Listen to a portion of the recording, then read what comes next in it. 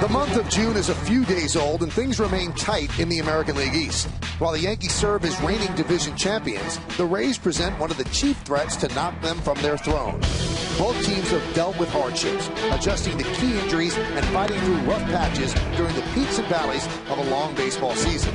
Tonight, the Bronx Bombers return home from a 9-game road trip. Not only must they contend with Tampa Bay's talented pitchers and its unique style of play, but an old friend is back in New York, wearing the colors of the competition. Two of the American League's best square off. Yankees, Rays, the first of three. Next on Yes. Big-time series here in the Bronx. Big-time race in the American League East. The Rays are on top. The Orioles a game behind the Yankees. Just a game and a half and one in the loss column. Separating first from last, just 3 games. Pretty close indeed, as tonight, the Yes Network presents New York Yankees baseball. It's the New York Yankees against the Tampa Bay Rays in the first of 3 from Yankee Stadium in the Bronx, New York. Hello, everybody, and welcome to Yankees baseball, along with David Cohn and John Flaherty. I'm Michael Kay. Yankees enjoyed an off day yesterday, and why not? They had a long road trip. And, John, anytime you could get a West Coast swing out of the way and come back 6-3, that's a good road trip. You go on the road for 9 games, you come back with a winning record, an impressive 6-3 record. You have to feel good about it. 276 batting average, 15 home runs. They pitch well, 3.78. That 202 batting average with runners in scoring position, that is still a problem. All right, let's look at tonight's New York Lottery pitching matchup, and it's a good matchup. You've got big game James Shields, 6-3, 3.95. Andy Pettit goes for the Yankees 2-2 with a 3.49. And David, last time out, home runs were a problem for Andy. Yeah, and that probably bothers Andy Pettit more than anything at this point in his career, is keeping the ball in the ballpark. But he probably picked the wrong time to face the Angels. It's just a matter of time before the Angels get it going, and Andy Pettit was the victim of that. And early, pretty good. He had that slider going, and those big home run hitters are chasing out of the zone, and then the next thing you know, you get it up in the zone a little bit. You got to double down the line, and it's just a matter of time before this big fella gets it going, and he has, and he will continue to keep it going, and Andy Pettit found that out, and that's a bomb into the bullpen. And this is the thing, when Andy gets that breaking ball up, look at his reaction. His head goes down. He almost immediately knows the minute the ball left his hand that wasn't where he was trying to throw it, and it ended up in the seats. And he's got a pretty good opposite matchup, James Shields, a big-time pitcher, but against the Yankees, he has not had some success. And if you look at it, some of the big Yankees have had success. We'll detail that next on Yes.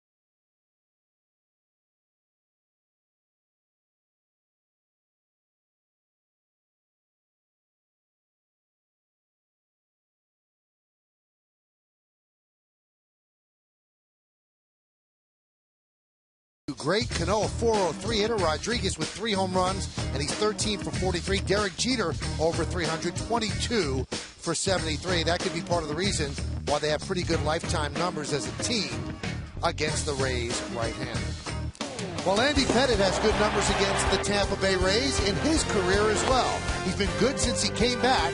Let's see how he does tonight. Lineups, first pitch, baseball, next on Yes.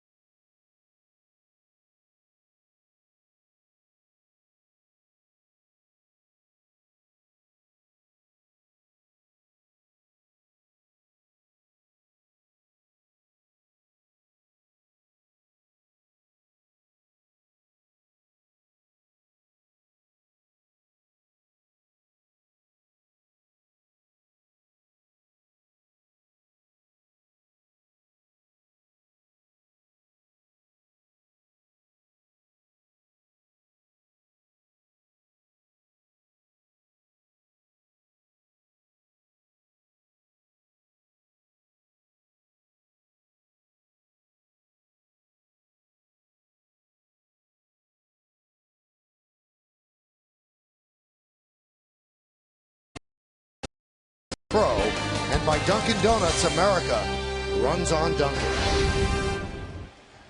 Crowd filing into Yankee Stadium. Hideki Matsui is here. That's a fan. Brings a Matsui stand-up with a credential around his head as well. So that is important. He's got a Yomiuri Giants hat, and Matsui is back. He's batting cleanup for the Rays, and he's at Yankee Stadium as a visitor. Let's take a look at the entire Rays starting lineup before we start the game. And as Desmond Jennings in left just came off the DL, B.J. Upton in center, Ben Zobrist in second base will hit third. Cleaning up right fielder Hideki Matsui. Sean Rodriguez at third base will bat fifth. Batting sixth, playing first base, Carlos Pena. Luke Scott, the DH, hit seventh. The number 8 hitter is the catcher, Jose Molina. And Elliott Johnson at shortstop will bat ninth. Andy Pettitte is ready. So is Jennings. Let's do it here in the Bronx. First pitch swung on and lofted out to right field. Nick Swisher is there. One pitch, one out. Well, you see Andy Pettitte waste no time. He's ready to throw that first pitch, and Jennings is ready to swing it. And this will be Andy's 5th start on the year, 2-2 and a 3.49 ERA. The 5 walks against 22 strikeouts, a pretty good ratio. And the scouter report, he's good against the Rays, 16-6 lifetime. He's great against the AL East. He's 84-37 lifetime. And Juan Moore, if he gets a win tonight, Flash, he will tie Juan Marichal on the all-time wins leaders list. He'll be 51st all-time with 243.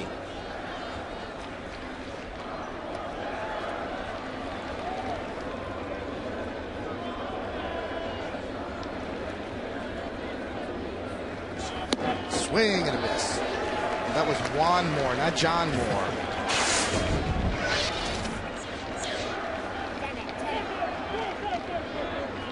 You called it before, David. Andy working fast. Good rhythm early on. B.J. Upton stepping out, taking his time.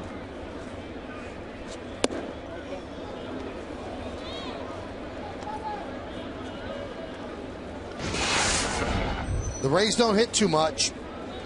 They were 2-4 on their homestand.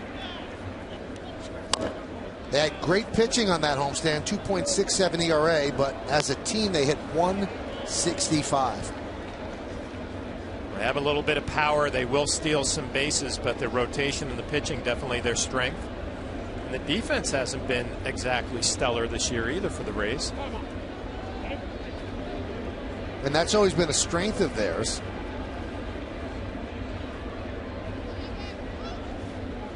The 2-2.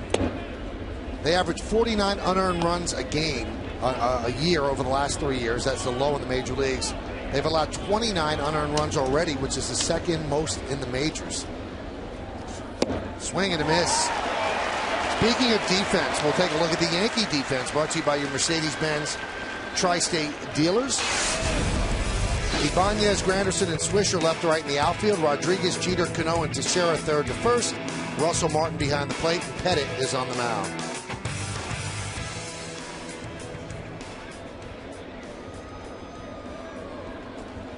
So 2 down, and that'll bring up Ben Zobrist.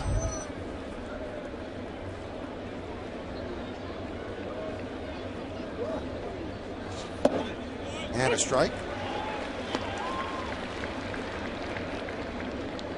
Well, you think back to Andy's last start against the Angels, threw the ball pretty well in that game. 2 mistakes cost them 3 runs.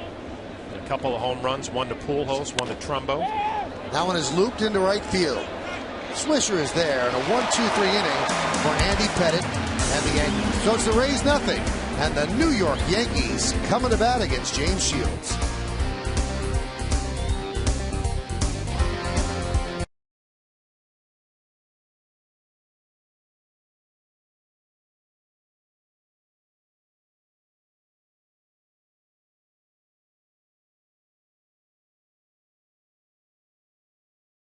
Rodriguez, the third baseman, hits third. Cleaning up, second baseman Robinson Cano. Mark Teixeira's at first base. He'll bat fifth. Batting sixth, playing left field, Raul Ibanez. Nick Swisher's in right field. He'll bat seventh. Batting eighth and DHing, Eric Chavez. And Russell Martin will catch and bat ninth. We'll look at James Shields, the old guy on the staff. He's now 30 years old. On the year, this will be his 12th start, 6-3. 73 innings, 22 walks, 74 strikeouts. The strikeouts are up. And the the scouting report, big change in his strategy this year. He is now a groundhog, 2.62 ground outs to every air out. And compared to last year, he was just 1.09. That's the highest rate in the American League. Really getting the ball on the ground. He's a changeup master. It's his best pitch. He throws it more than anybody else in the American League. Over 30% of the time, you're going to see a changeup. And remember CG's last year, complete games for James Shield. He had 11. Not so this year. He hasn't had one yet, and this is his 12th start. So a couple of changes. He's getting more ground balls, but he's not getting any complete games as of yet. Here's Derek Jeter, second in the major leagues with 75 hits. Who's first? His former teammate Melky Cabrera, having an unbelievable year with the San Francisco Giants.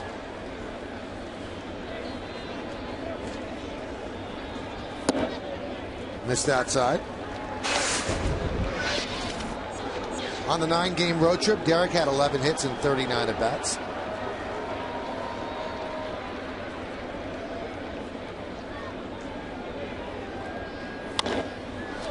Grounded to short. Elliott Johnson. One away. Take a look at the Rays defense, brought to you by your Mercedes-Benz Tri-State dealer. In the outfield, Jennings, Upton, and Matsui. Left to right, Matsui has not been a good defensive player for a while. Be interesting to watch him out there. Infield, Sean Rodriguez, Elliott Johnson, Ben Zobrist, and Gold Glove winning Carlos Pena at first. Jose Molina is behind the plate. James Shields is on the mound. Here's Granderson. 1-0. Granderson, 14 hits and 39 at-bats on the Yankee road trip. Look at Shields with that 3.93 ERA coming into this game. Had a 2.82 last year. That's how good his year was. And David, I remember reading, he said his direction down the hill was so much better last year. Led to a lot of strikes, a lot of complete games. And you see the numbers for Granderson, not very good. Obviously a different year. Slower start. Kind of see him feeling for his mechanics out there. It's a great point, Flash. He's much more deliberate out there, and he seems to be just kind of leaking, flying open with that lead shoulder just a bit compared to years past. Even that rotation that we saw from the side right there, kind of rotating back towards second base. He eliminated some extra movement last year, and it worked so well.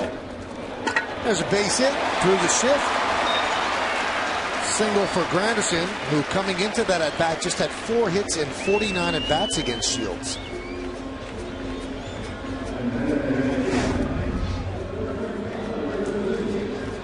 That's the changeup that just sits right there, and Granderson staying back on it. Shields' best pitch. We told you he throws that more than any other pitch in his repertoire. Yankee hitters have to be keying on that pitch today. The Yankees will be excited if it ends up in the zone like it did right there to Granderson. Up with not a lot of finish. That's not a typical Shields changeup.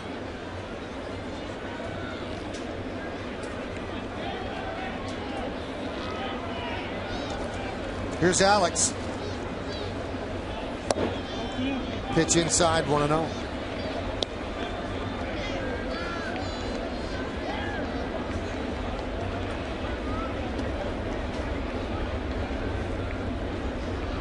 Alex, good numbers against Shield. 302 with 3 home runs. 2 home runs in Detroit, 1 on a slider, and the other turned around a Verlander fastball. Maybe good signs for him coming into this homestand. Last 12 games, Alex hitting .327 with 4 home runs and 7 ribbies, 16 hits and 49 at-bats.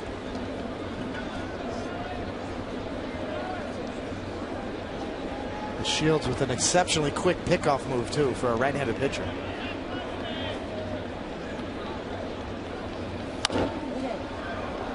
Two and one. In fact, both pitchers tonight, Andy Pettit as well, are very good at picking runners off of first base.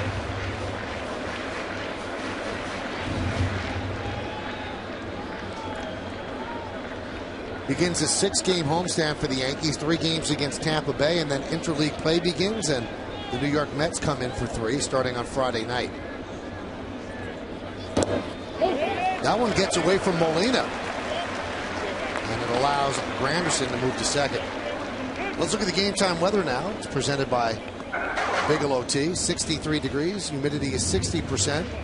The wind is 6 miles per hour, and the forecast is for mostly cloudy skies. A little break right there for the Yankees. Molina, one of the best defensive catchers in the league, kind of tried to backhand that changeup, did not attempt to block it with his chest protector, and the Yankees get a little break in the first inning. We'll see if they can capitalize. Runner in scoring position has been a common theme all year. And Alex walks.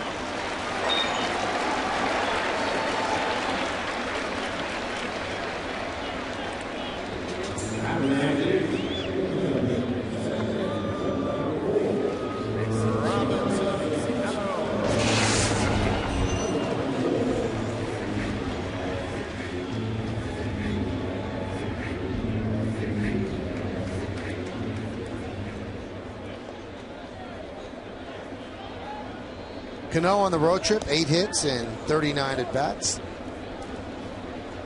His average at 284. And he has not had much success in these situations with runners in scoring position.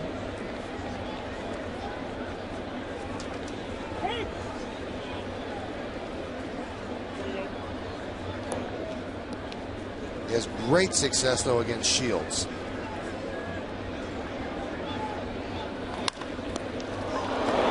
Off of Shields, and everybody is safe.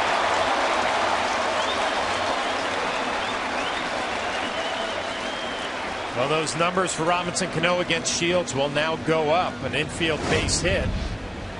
Shields looking for a double play. Ground ball right back to him. Can't come up with it with a glove. If he comes up with that ball, it's probably a double play to end the inning, but he doesn't. Assuming that's an infield hit. So the Yankees have the bases loaded for Mark Teixeira.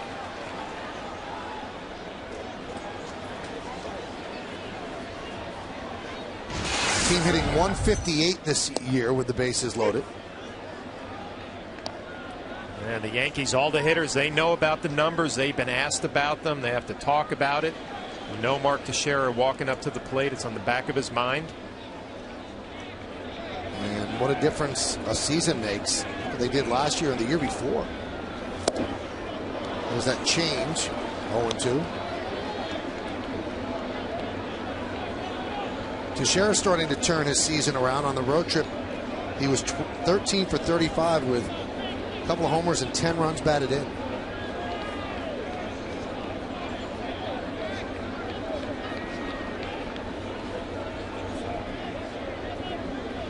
Madden shifting against Teixeira with 3 infielders on the right side.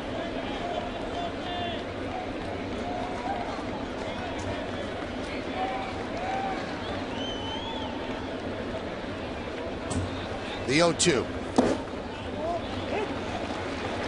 1-2. The changeup is going to be a topic of discussion all night with Shields. Threw a good one for the second strike on Mark Teixeira and then drop one down in the dirt trying to get a swing and a miss. But he can throw a changeup off of his change.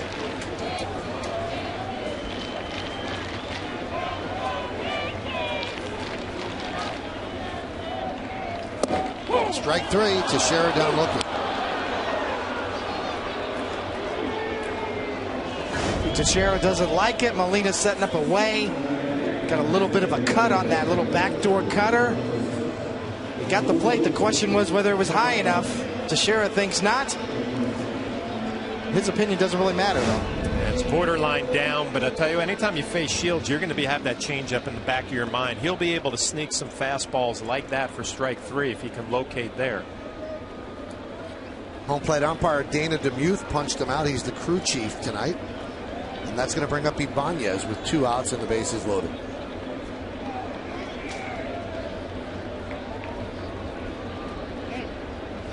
Molina wants to talk with Shields. Dana DeMuth, usually a pretty fair umpire. He's a crew chief. He's been around a long time. This is the 6th time that James Shields has had him behind the plate calling balls and strikes. 2-0 with a 4.31 ERA with Dana DeMuth calling balls and strikes. I like to look at those things flash. Yeah, I don't know if they mean. do. I don't know if they mean anything, but sometimes they do. Well, 2-0 sounds good. The ERA a little high for Shields. He has 2 hits against Shields. Both of them left the ballpark. Molina lost it for a moment, but it was right there.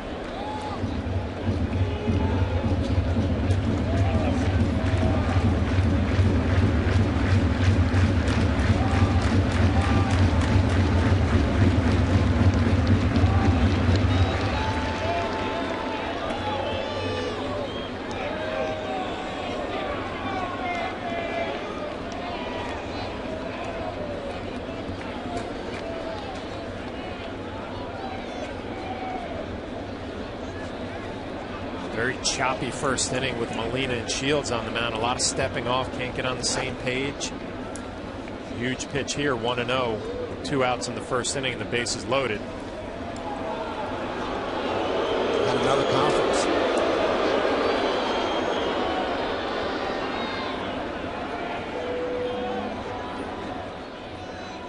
Yankees are right there, a game and a half out of first place, but look at these rankings this season. Runners on base, they're hitting .249. That's 10th in the American League. Scoring position, they're last. Runners in scoring position, 2 outs, they're 12th. Bases loaded, they're 13th. Only the Tigers are worse. And they're still getting it done. 5 games over 500. The 1-0. 2-0.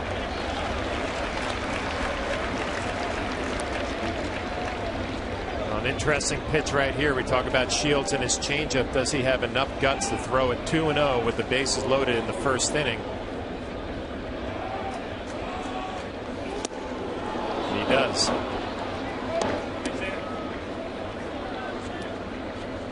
You can see, as Flash said, he's got a couple of different variety of changeups. That's more the power changeup at 87 miles an hour. His fastball is usually in the low 90s, 91, 92 miles an hour.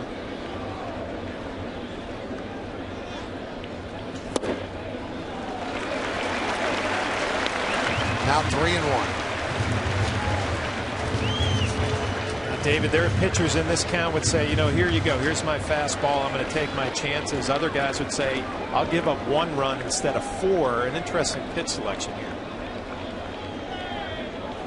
3-1. Right at the shortstop. And Elliott Johnson throws it past Pena. Granderson scores. Rodriguez scores. Moving to third is Cano, and the Yankees get a break. We told you that the Rays have not been as good defensively this year, and you see right there an error by Elliott Johnson allows 2 runs to score when Shields had worked out of the inning. Well, Joe Madden shifting on Ibanez up the middle with Johnson, and it pays off because he's right there. A easy routine play, just short arms the ball across the diamond, and Pena can't come up with it. And that is a gift right there. And Shields, who made the pitch when he needed to, gets a ground ball, a hard ground ball. The Rays booted around a little bit, and the Yankees are on the board. And we'll see how Shields reacts. He thought he made the pitch when he had to. We'll see if he can continue here. First and third now with 2 outs. Nick Swisher at the plate. 1-0.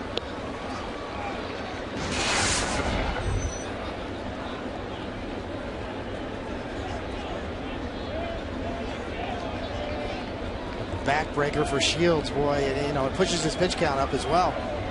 The 23rd pitch of the inning coming up, or 24th rather. I always worry, David, when there's like a letdown. You know, you almost want to go out and pump up your pitcher again and say, come on, let's go. You got to kick it in gear. You made your pitch. You thought you were out of the inning.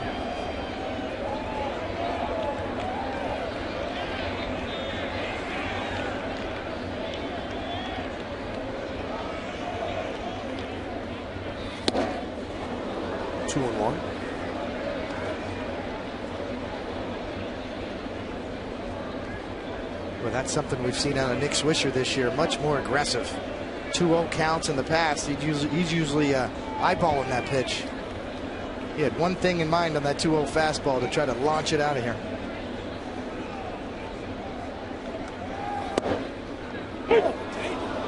Strike 2. Nick Swisher thought it was outside. A changeup. Molina framing it well. We'll get the overhead look here. Like it looked like it ran off the plate just a bit. You want that, David, right? Yeah, but Molina makes those look so good too back there. 2-2. Serve down the left field line, but it slices into the seats foul.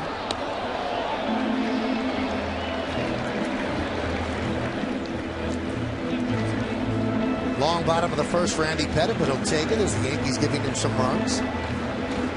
See that, we mentioned you see Andy stretching out, trying to keep it going. It's nice to see a veteran umpire you can talk to a little bit. Swisher's had some conversations. There's a way you can do it. Molina working him back there as well. A veteran umpire who's very approachable, Dana DeMuth. Strike 3, Swisher down looking. Well, the Yankees get on the board, and they do it thanks to a big error by Elliott Johnson. 2 unearned runs. So at the end of 1, Yankees lead 2-0, and Matsui will lead off the second for the Rays.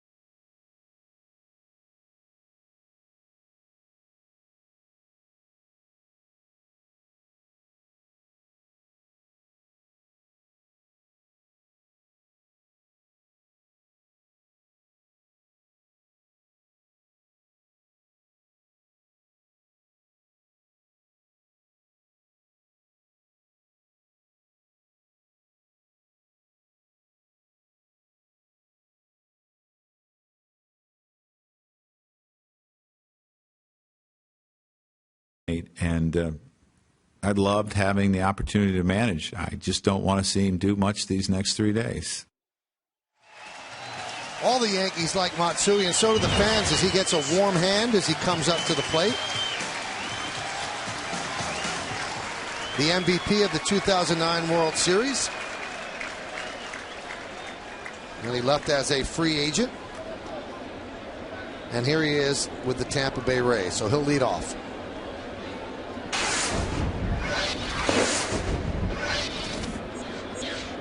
Michael, he's one of those guys, when you see him, you smile. I mean, he just does it the right way. Great teammate. Not a lot of fanfare. He always wanted him up in a big spot. Prior to the game, Yankees greeted him with some hugs, hellos.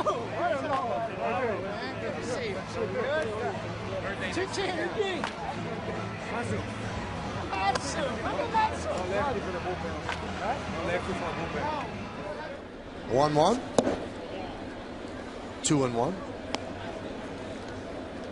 Since leaving the Yankees in 15 games, he had 4 home runs against the Yanks. He's always had a flair for the dramatic.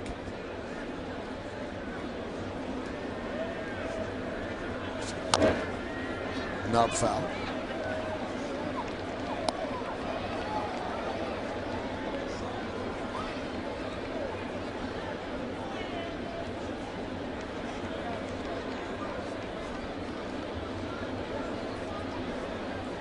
Matsui really left on the scrap heap this winter. Wasn't even invited to anybody's spring training.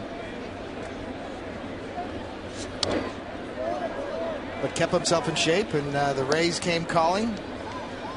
And here he is. And one of the reasons is that right there, as you see the the 09 World Series. What a huge part of that World Series he was for the Yankees. What a game 6, the clincher, 6 ribbies in that game. 2-2. Tapped out the Jeter. Matsui running hard and well down the line. First out of the second.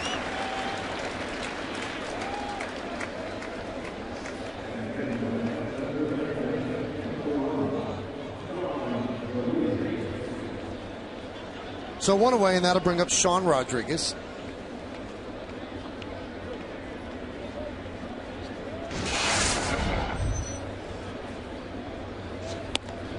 And the pitch is high. Rodriguez playing third base tonight. The Rays waiting for Evan Longoria, their all-star third baseman, to come back. Obviously a huge loss in the middle of their lineup. Also a stellar defender. Longoria's been out since May 1st, partial tear of the left hamstring. That's 31 games he's been out. The Rays have held their own. They're 16-15 since he's left. But lately their third baseman has struggled offensively, 1 for 25. And that's over the last 8 games. Longoria was out on the field taking ground balls. Looked pretty good. Looked pretty close to coming back. To get an idea of what a good job, there's Evan, Joe Maddon has done with this team. 3 of their big stars are Longoria, Jennings, and B.J. Upton. Tipped into the glove of Martin. Well, those 3 have been in the same lineup only 8 times this year. And the team is 7-1 in those games. But injuries have kept them apart, but still they're in first place. Check swing, did he go? No, he did not. Said Alan Porter.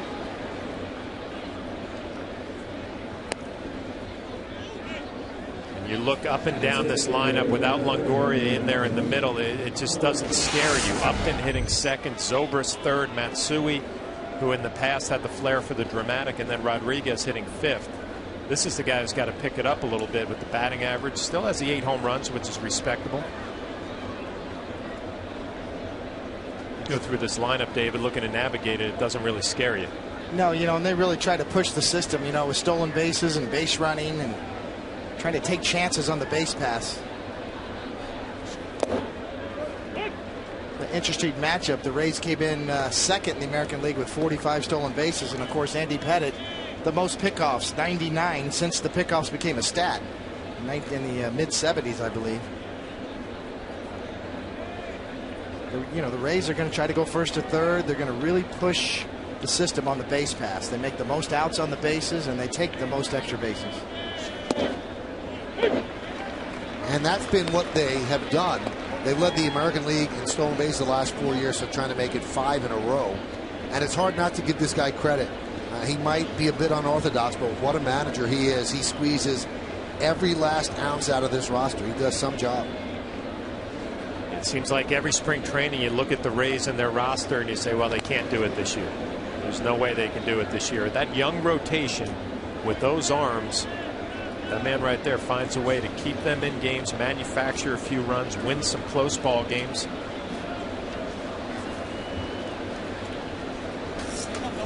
Is what they've done under Joe Maddon. People forget when he got here, they were the darlings of the basement, and they were just expected to be there all the time. But he changed the culture, and he changed the way people think about them. They are a gritty, hard-playing team.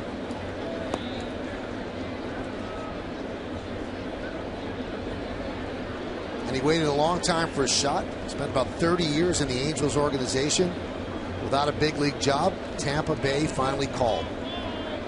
Runner goes. Swing and a miss. Throw to second. Not in time. Stolen base for Sean Rodriguez. Give Rodriguez some credit here. He gets a great jump off of Andy Pettitte. Third stolen base on the year. Usually don't see a huge jump like that off of Andy. Martin gets rid of it in pretty good shape. A little short hop. Nice play by Derek to keep it in front. Yes, Mo, you see that left hand get in there for his third stolen base, but a nice jump. Good read by Rodriguez.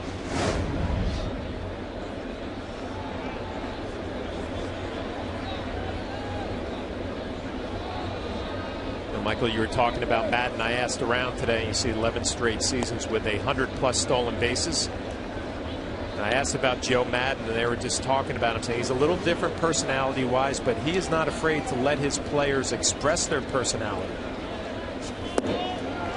Hang you down on strikes, 2 away. Gets the most out of each individual, lets them be themselves. Basically, I was told if you can't play for Joe Madden, you're going to have a tough time playing anywhere, because he just lets you go out there and do your thing and trust you. B.J. Upton's been here all of the years with Madden and before that as well. He's going to be a free agent at the end of this year. That'll be an interesting decision for them. In all likelihood, they will not be able to keep him at the price he will command. And there's a strike to Luke Scott.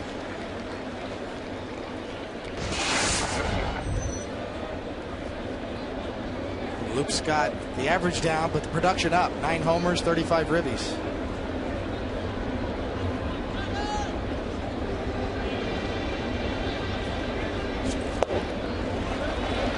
0-2. Great low ball hitter, especially down and in. You can beat him above the hands, above the belt, or down and away, which Andy Pettitte is trying to exploit. You make a mistake down in, down middle, he can hit it a long way.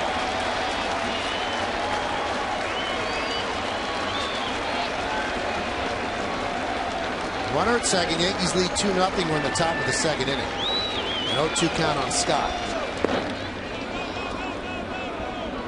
Martin stays with it.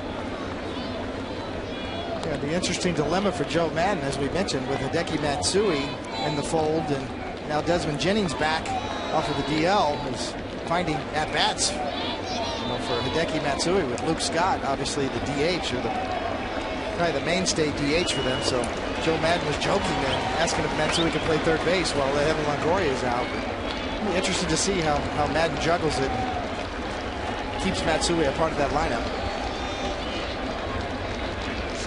Swing and a miss. So Andy strikes out Pena and strikes out Scott. No runs, no hits. 1 man left. We go to the bottom of the second. Chavez leads off.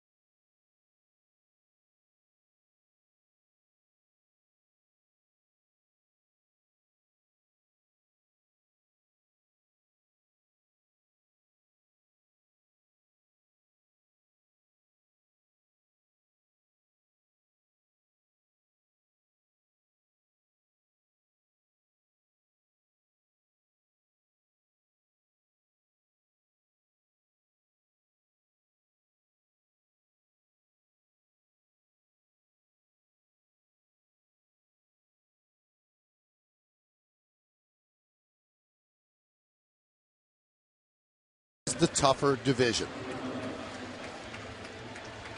And here are your choices. Is it the AL East or the NL East? All 10 teams over 500 as we enter play today. You can text your vote to 42951. Standard text messaging rates apply.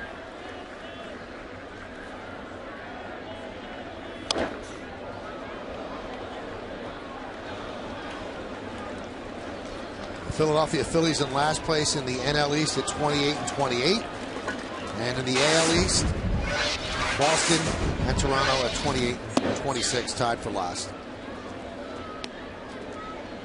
Boston made a little bit of a shocking move today, sending down Daniel Bard to their AAA affiliate. Now, did they send him down to continue working as a starter? Have not heard that. They have a lot of off days, and you see what Bard's done. 5-6, 5.24, and they can get by with only 4 starters, but then Matsuzaka's due to come back, so in all likelihood, Bard's going to come back out of the bullpen as Chavez flies out to center. Let's check out tonight's MetLife stat of the day. At 6-0, the Yankees are the only Major League Baseball team that is undefeated this season in games following off days. So that'll get you 18-0 right there. There are 18 off days during the season. You know, that always used to be a problem for the Yankees, too. A few years ago, I remember days off, they would come back a little bit sluggish, not this year. And even around the batting cage today, you could tell that day off helped. Everybody had a lot of energy. Looking forward to this series against first place club. A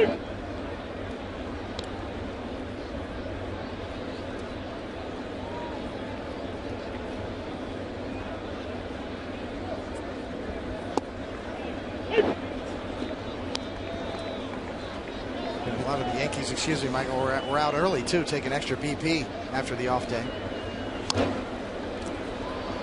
Now, one of the surprises in the East, the Orioles. And speaking of the birds, John, I was shocked to find out that a bird relieved itself on your suit jacket while you're on the field. Well, it wasn't just while I was on the field. I was doing an interview with Chris Sheeran during our batting practice show. And I actually felt something on my back, and I just assumed it was one of the players throwing a piece of gum or something. You know, they like to have those immature fun times down there. And found out it was a bird. The 2-2.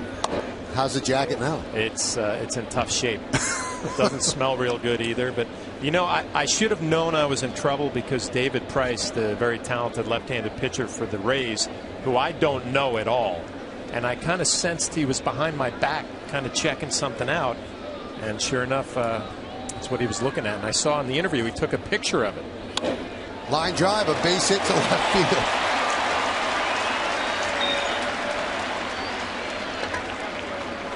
I've always wondered why people say that's good luck. I guess it's good luck for your dry cleaner. Well, we'll find out, right? That's right.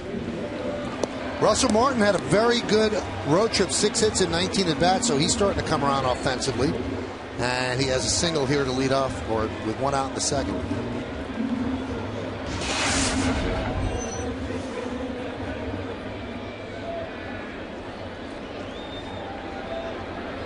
Not just any bird. That's a boogie down Bronx bird, too. You know. A little different breed.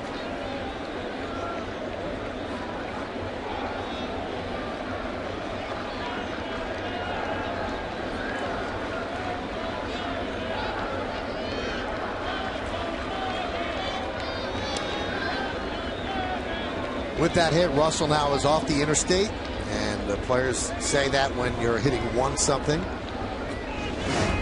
This is actually what John's talking about. There's David Price looking.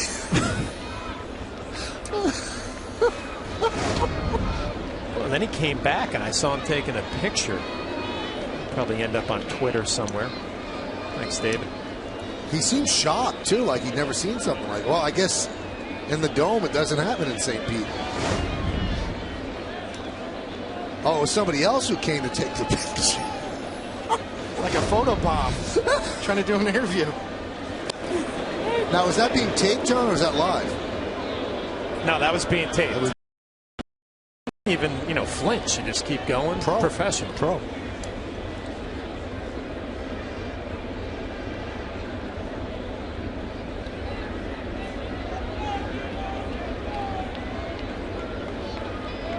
Thanks for bringing that up.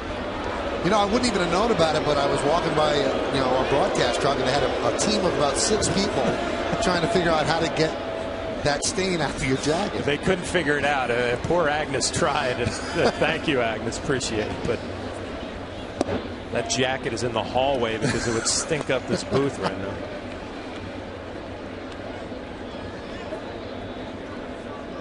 Jeter looks down at Rob Thompson, seeing if anything is on. Yankees lead 2-0. 2 unearned runs in the first inning. A throwing error by Elliott Johnson with the bases loaded. Would have been the final out. Grounded to third. Nice play by Rodriguez. Goes the second one on to first. A pretty around-the-horn double play. Sean Rodriguez backhanded it and fired a strike to Zobrist on to Pena for the final out. We go to the bottom of the, checked at the top of the third inning. Jose Molina will lead off after this 5-4-3 inning-ending double play.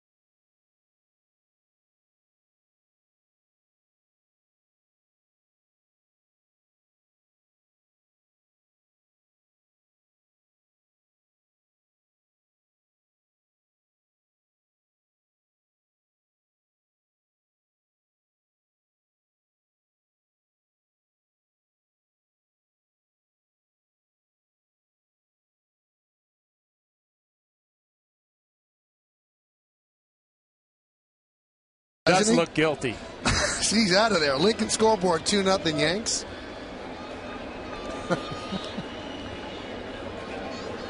Jose Molina will lead it off. On Sunday, he turned 37.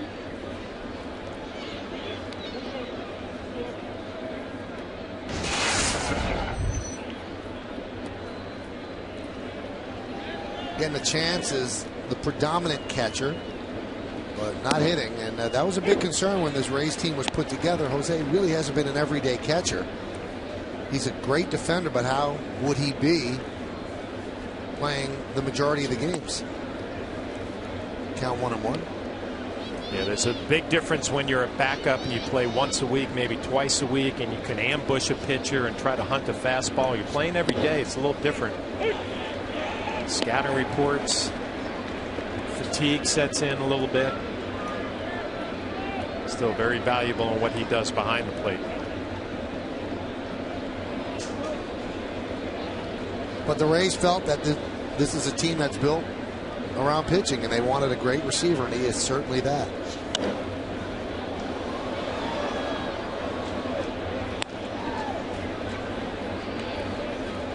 They played 56 games, including tonight, and tonight is his 38th game.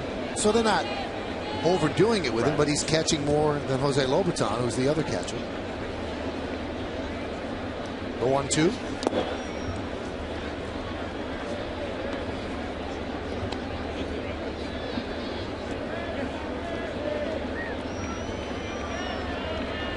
His brother, who won a championship with the Cardinals last year, has now turned into an offensive force. He's become a really, really tough hitter for the Cardinals.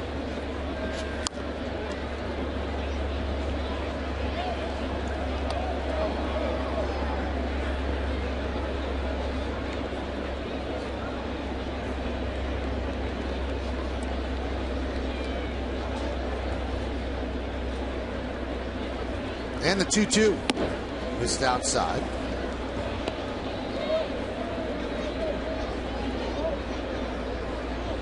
The Rays have done well against the teams in the East. They're 17-12. Swing and a miss. Fourth strikeout for Pettit.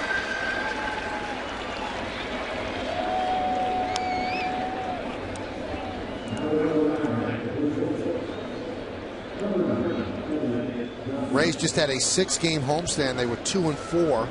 They got swept by the White Sox, who were really surprising everybody in baseball, and then they took 2 out of 3 from the Orioles.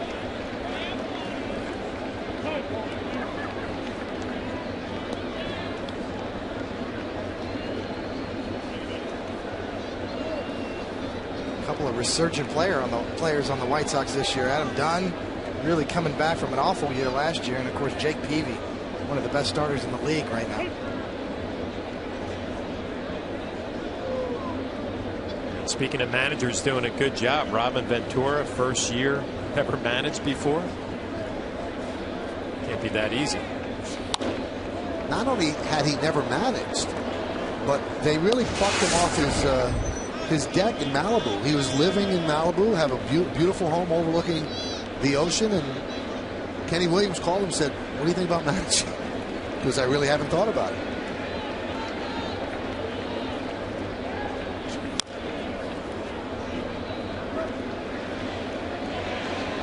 One thing's for certain for Kenny Williams, the GM for the White Sox, his life's a little easier with Ozzie Guillen in Miami right now.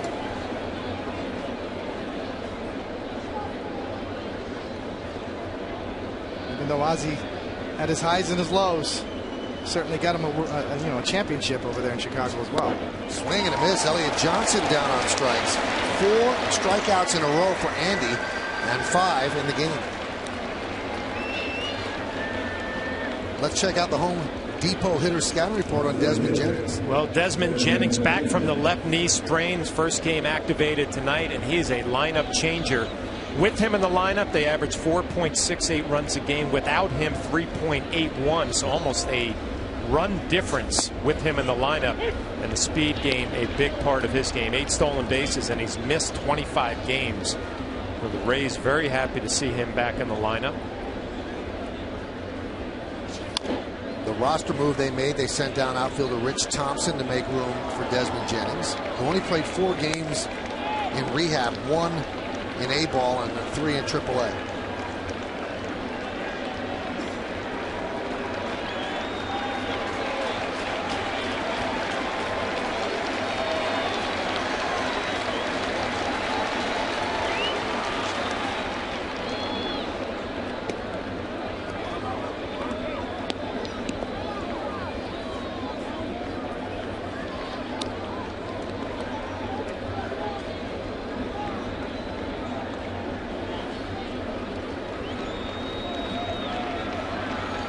And the 1-2. Swing and a miss. Andy has struck out the side and retired the last 5 Rays on strikeouts. Here's how he did it this inning.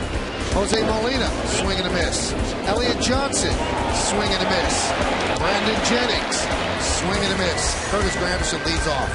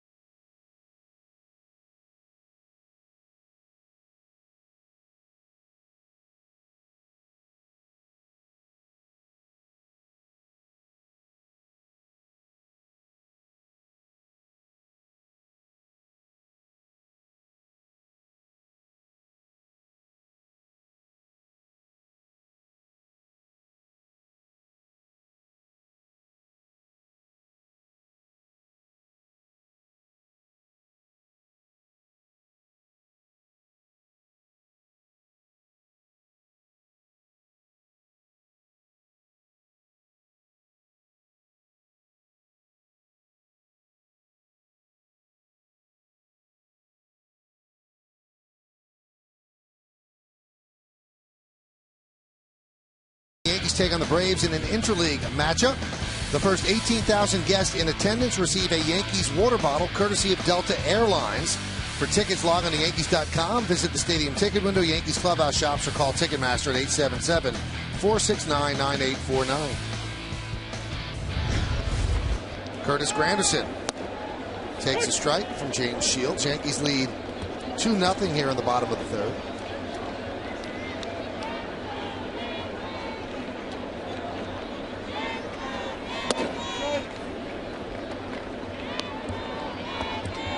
Lincoln scoreboard 2-0.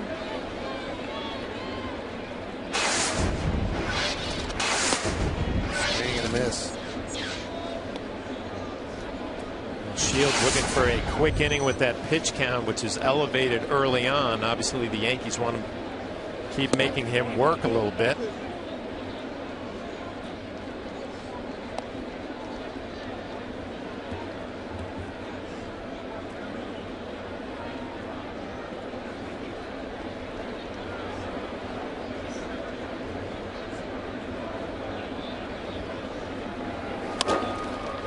Ground ball to 3rd. That's the 3rd baseman there.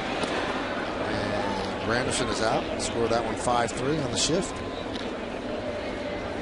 And for the next couple of days, we're going to see some strange shifts. Joe Matt not afraid to do some things differently defensively. Uses all of that information on scouting report and tendencies, ground balls, fly balls.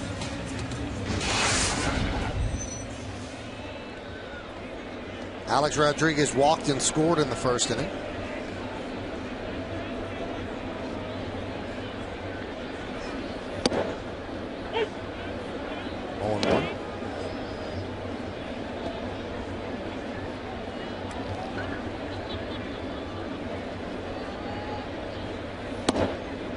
And a strike, 0-2.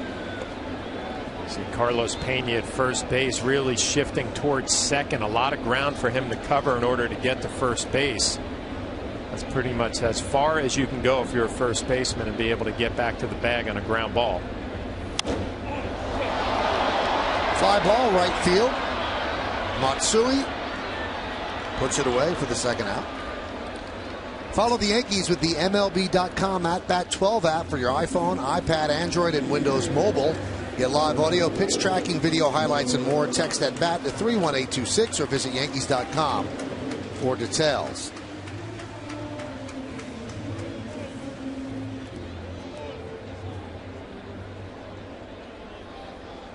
Here's Robinson Cano. He singled off the glove of James Shields in the first inning. Could have been an inning-ending double play, but it loaded the bases. Strike.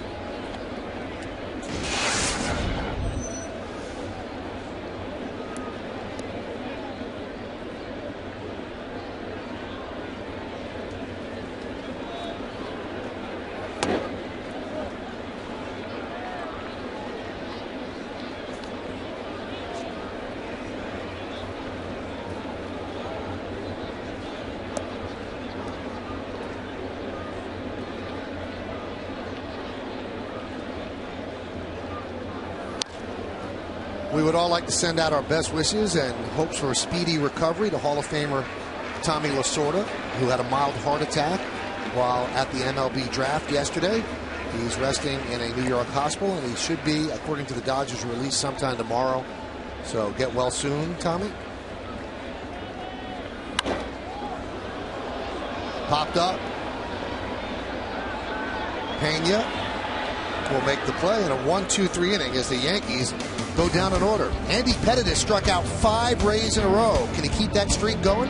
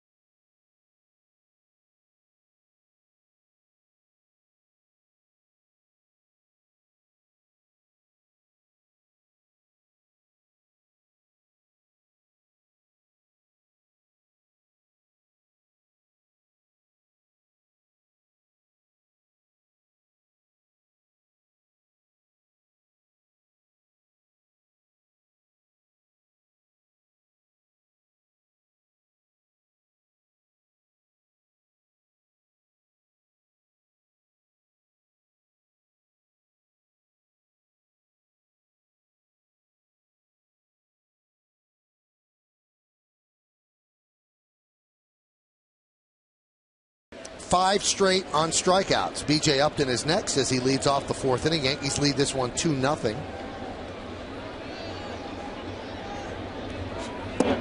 Andy has 6 strikeouts for the game. 1 in the first inning, 2 in the second, and 3 in the third.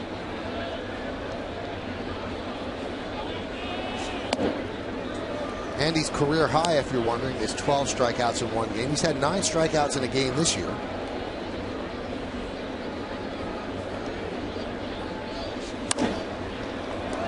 Jeter could not handle it. Hit hard on the glove side, and Upton will reach. Why don't we take a look at the K by K?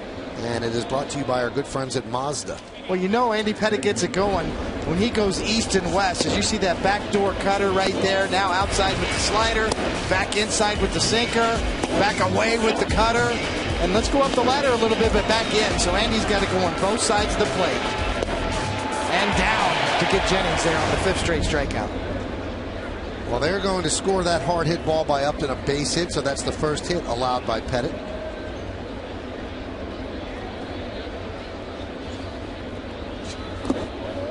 Now, I was talking to Joe Girardi in Detroit, and here is the play. It just ate up Jeter. It's hit so hard. And Andy's always famous for throwing the cutter, and he said it's not a cutter anymore, it's a slider. But what changed? Did he change the way he throws it? Is it just a normal evolution? It's normal evolution. It's, you know, cutters and sliders is more pertaining to velocity. You know, they're very similar to begin with, but the difference between a cutter and a slider is just how hard it's thrown and how big the break is. And Andy's slider is probably now down around 80 miles an hour on average through his first 4 or 5 starts. And, you know, his fastball's been, you know, sitting around 87, 88 on average. But his four-seamer's still got a little movement on it, too. He may not call it a cut, but those strikeouts away to right-handers have a little action on them at about 87 miles an hour. Even though it's not a true cutter, he's got natural life and sort of a boring cutting action to his fastball.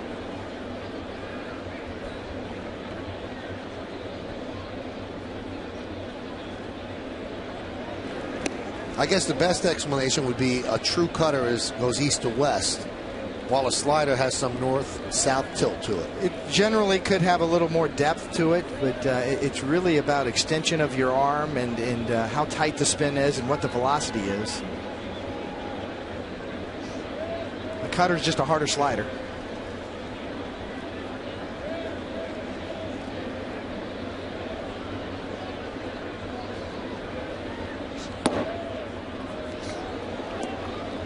And it's held the same way? Generally not. You know, sometimes guys who throw cutters will off-seam, you know, sort of off-center their four-seamers. You see, that's a four-seam grip right there.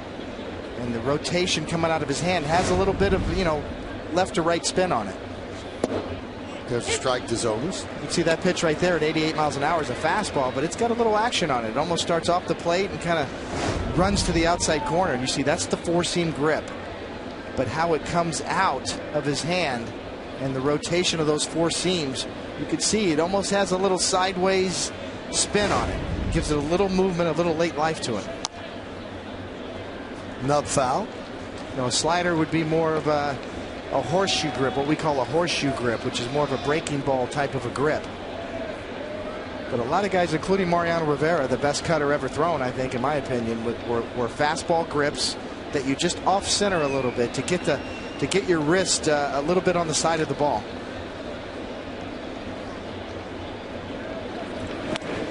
Upton dancing off first, so Andy throws over. 3-2 count. Does Upton go?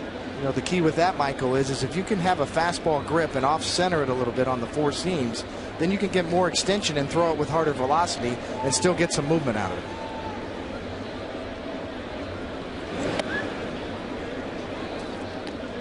You know, whereas with a slider or a breaking ball grip, you're going to have a full tweak of the wrist.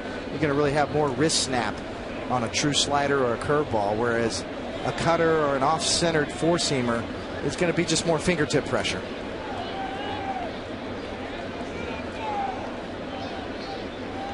Three-2. Grounded to third. There's one. On to first. Double play. 5-4-3 double play. 2 quick outs for Andy Pettit. Time now for the New York State Smokers Quitline Quiz. John Flaherty was a Devil Rays opening day catcher from 98 to 2001. Who was the only other Tampa Bay player to start those 4 opening days? John, I would think you know that one, right? Well, I'd think about it for a second, but another look at Alex Rodriguez really gets rid of this ball quickly to Robinson Cano, and then the strong arm to get Zobrist by a half a step. A lot of different players run through that team in those 4 years, Mike. I got a pretty good idea, though. All right.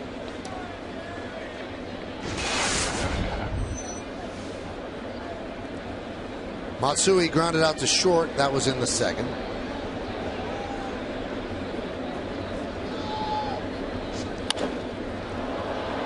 Lofted to left field.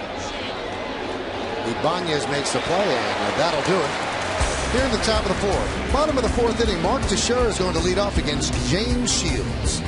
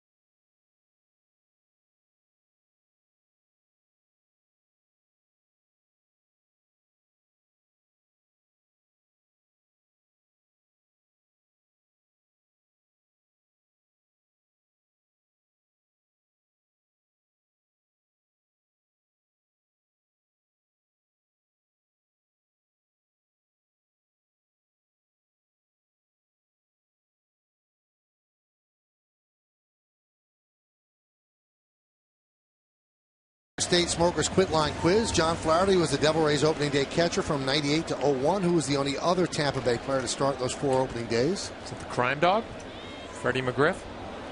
Let's see. Yes, it was. Mark Teixeira will lead off the bottom of the 4th inning. High fly ball. Right there is Upton, and he'll make the play for the first out. That was really up there.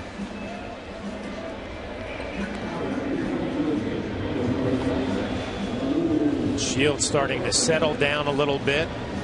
Nice 1 pitch, 1 out right there for him. Fly ball. Pitch count getting under control.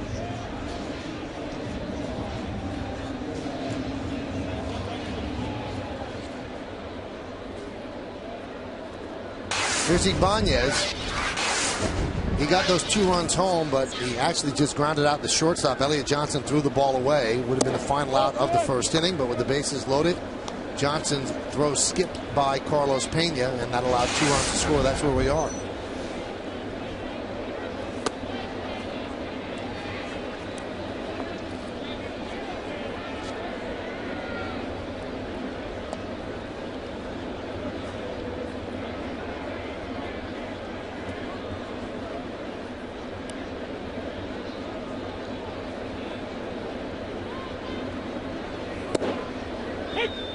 And the count 2-1.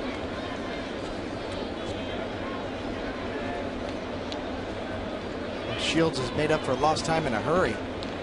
57 pitches here now in the bottom of the 4th after almost 30 in the 1st inning.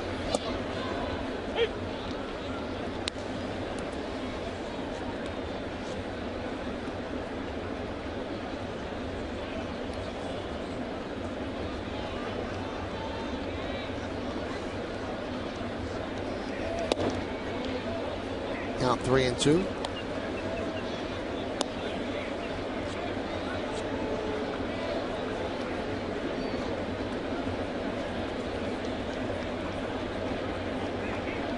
And the payoff. And Ibanez works a walk.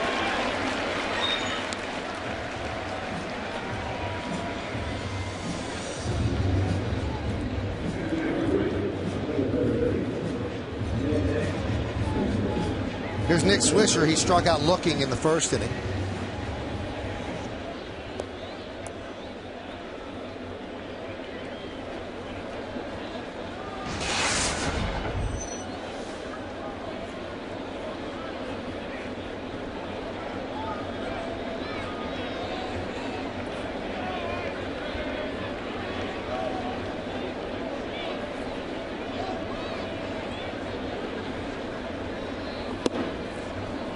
Strike in the outside corner, 0-1.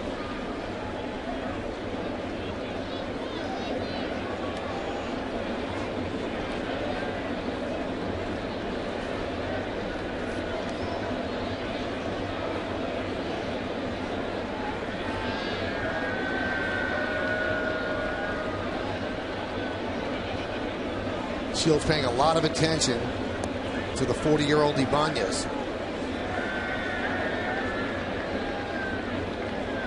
Just watch Shields tonight. I mean, that 1st inning stepping off a lot, just not looking 100% comfortable with his mechanics. Behind in a lot of counts. Still should be throwing a shutout to this point. It's weird because as good of a pitcher as James Shields is, he's 1-4 here at the new Yankee Stadium, and he's 5-12 against the Yankees. That's the most career losses that he has against any team.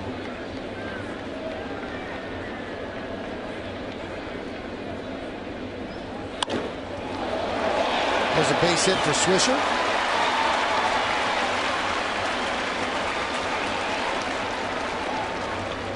And Ibanez advances to second.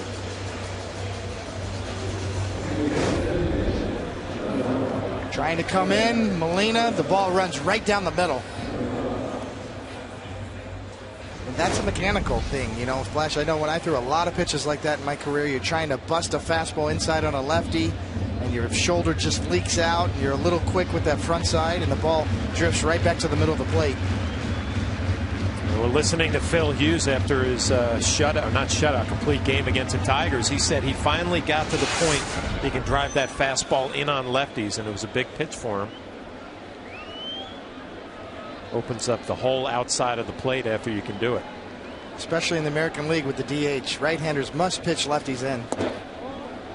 Especially in this ballpark at Yankee Stadium. You've got to establish not only that you'll pitch in, but that you can pitch in for strikes. You can hit that catcher's glove on the inside corner. And as Flash said, that just opens up everything else.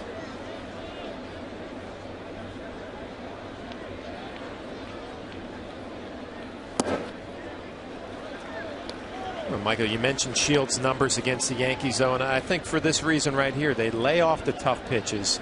They go up there, they work counts. You know, and Shields with his changeup, it's such a good pitch that he can get a lot of quick outs with that pitch and with some weaker lineups. And through the years, the Yankees have made him work, been able to get him deep in ball games and make him pay for some of his mistakes.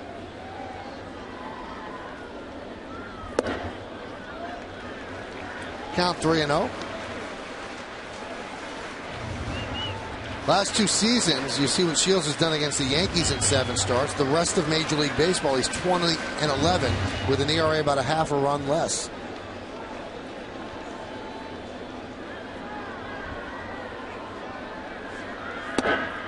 And he walked him to load the bases.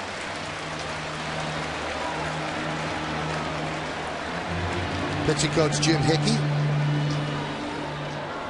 done a great job with the staff. Number 55,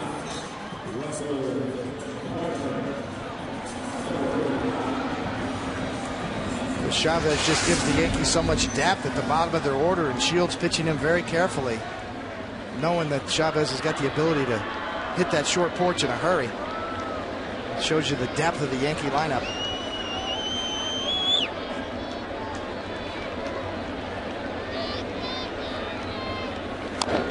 Russell Martin fouls it off. You've got Swisher and Chavez batting 7th and 8th, and both of them with some pop. Batting left-handed against the right-handed throwing Shields.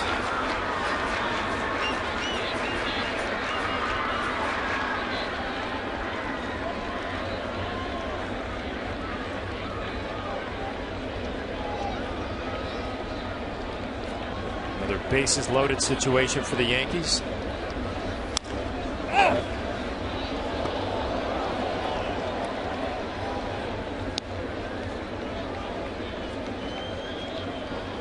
After the 4-pitch walk to Eric Chavez, Russell Martin trying to go up there and ambush James Shields, and he got a couple of fastballs. Fouled both of them off. Now you start thinking, when's that changeup coming? Possibility of a curveball or a slider.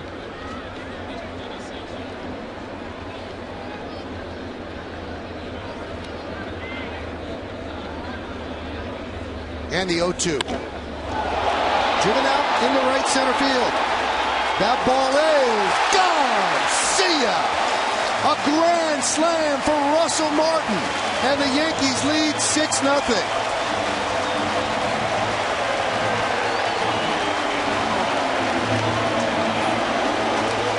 I think Shields is going to be thinking about this pitch when he's back in his hotel room tonight. Gets ahead 0-2.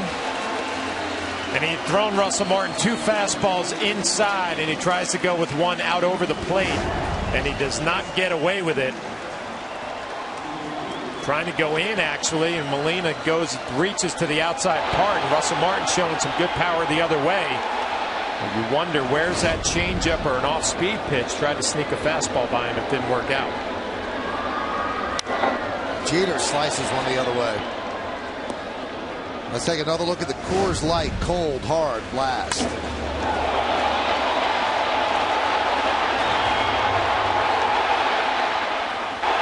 4th career grand slam for Russell Martin. And a primal screen by James Shields. I'm sure James Shields not happy with the pitch, maybe the selection, but he's also thinking 6 runs. I have a lineup that doesn't score a whole lot of runs. I pretty much knew I had to come in here and shut this Yankee team down. And he could not do it.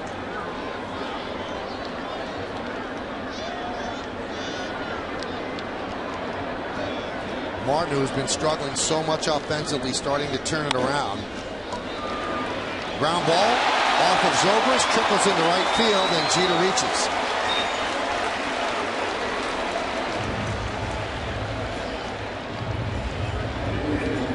Came into this game, the Rays did, with a .977 fielding percentage, 13th in the American League. It's not getting any better tonight. Elliott Johnson made a huge error in the first inning. Now Zobrist at second base.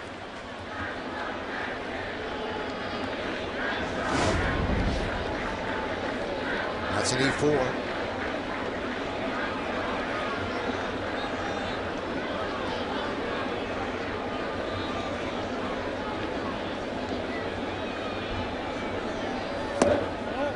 Pitch to Granderson is inside, 1-0.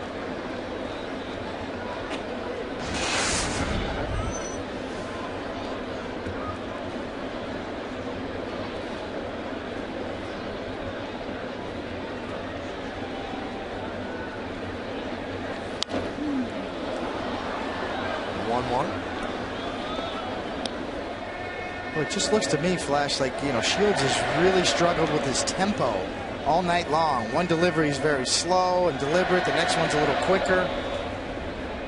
Rhythm and tempo, probably the most important thing for a pitcher, because everything else, arm slot and wrist position, fall into place with good tempo.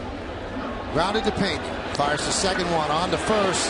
Not in time. It was the third baseman, Sean Rodriguez, who took the throw from Pena. So you score that a 3-5 force. Granderson rolls right over. Pena comes in and delivers a strong throw. But Rodriguez back across the diamond, not in time. When you talk about that rhythm, David, I mean, it looked evident right from the first inning, didn't it? I mean, like, he just wasn't comfortable.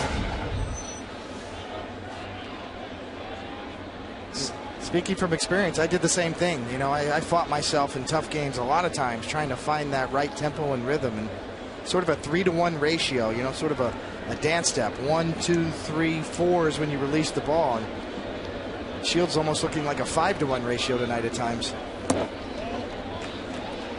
You see him spinning off of the mound, looking down at the mound a lot. And that looks all too familiar to me, because I did a lot of that in my career. Looking around the mound and trying to fight yourself at times. And, good pitchers can make adjustments on the fly. Shields unable to do that. He did it after the first inning, but got himself into trouble here in the fourth and has paid the price.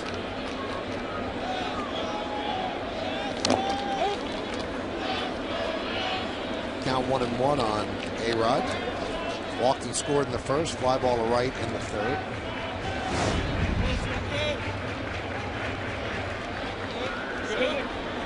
Jumped up and hit Molina. Just inside of where the chest protector covers his armpit almost.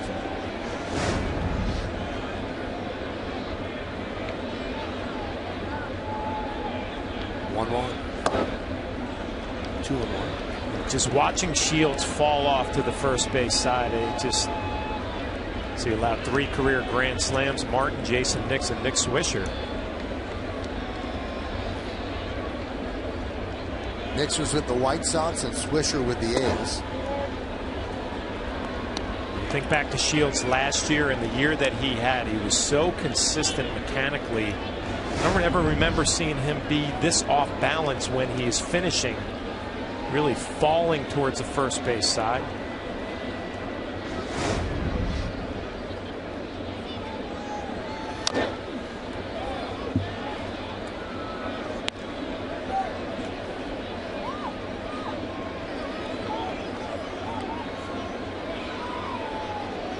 So the count full.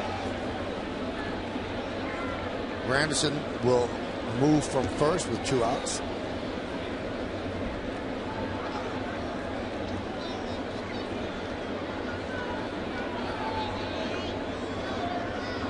And the payoff.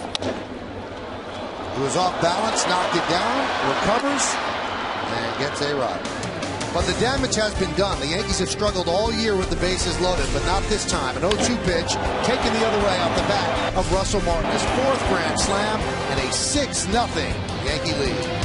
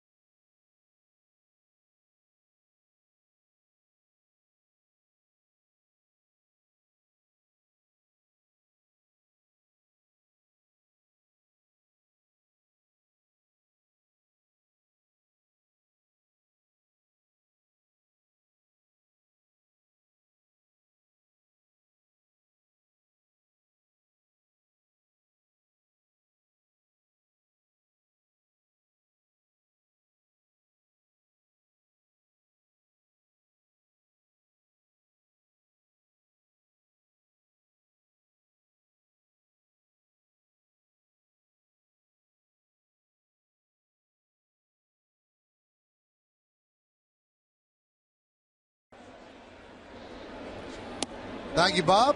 Right here at 6-0 Yankees, top of the fifth. The Orioles are trying to stop a slide. They started off so well, 3-10 in their last 13. They aren't scoring as much, not pitching as well. And that's a combination that will have you go 3-10. There's a strike to Sean Rodriguez. So Andy Pettitte now has a 6-0 lead after Russell Martin's grand slam.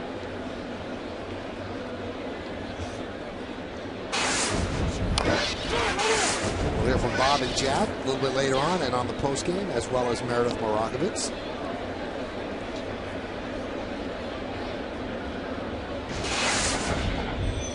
I saw Jack Curry at the stadium today when I was walking in. Awfully impressed. Goes in and works the clubhouse and then goes up to the studio. I mean, that's like double time. 1-2. Grounded to Alex Rodriguez. A-Rod guns down S-Rod for the first out.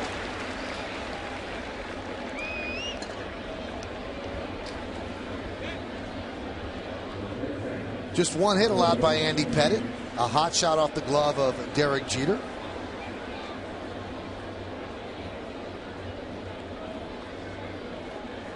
Might have to revisit that, Michael.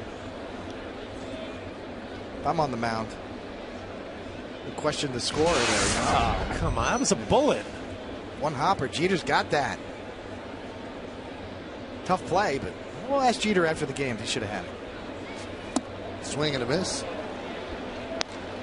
So if you're a pitcher and that happens behind you, are you hoping you give up a legitimate line drive hit somewhere? Right. It'll get interesting here in a couple more innings because Pettitte's pitch count's very much under control.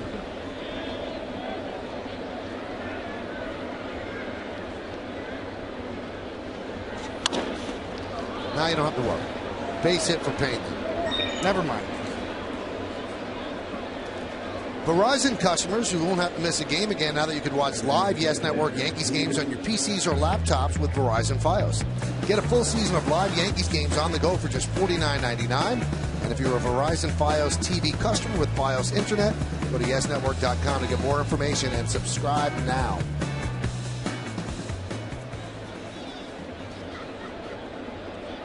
Here's Luke Scott. Speaking of no-hitters, Johan Santana with his no-hitter on Friday with a couple of extra days rest. He will start the first game of the Subway Series on Friday.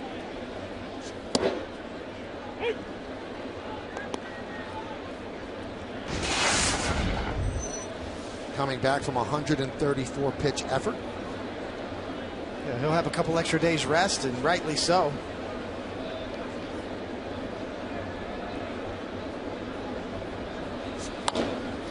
Ground ball to Teixeira. Fires the second one. No return.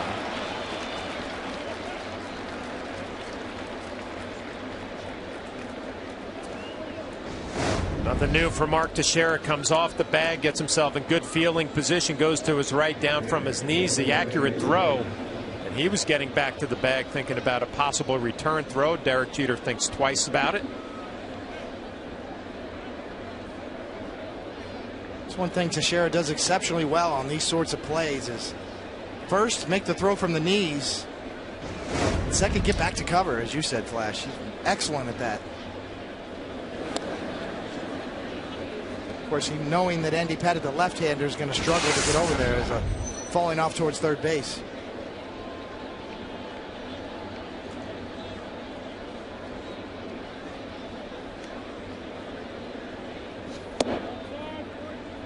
One 1-0 to Molina. Molina struck out his only other time up.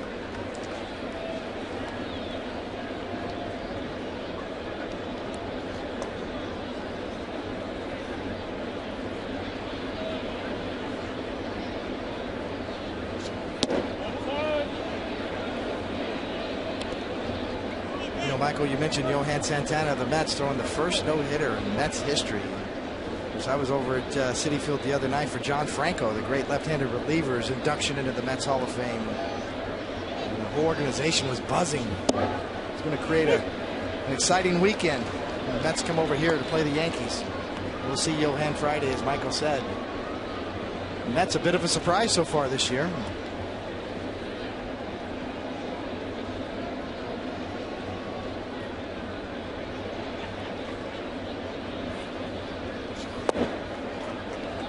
You were okay with the 134 pitches, right, Dave? I was fine with it. I'm a big believer in recovery time.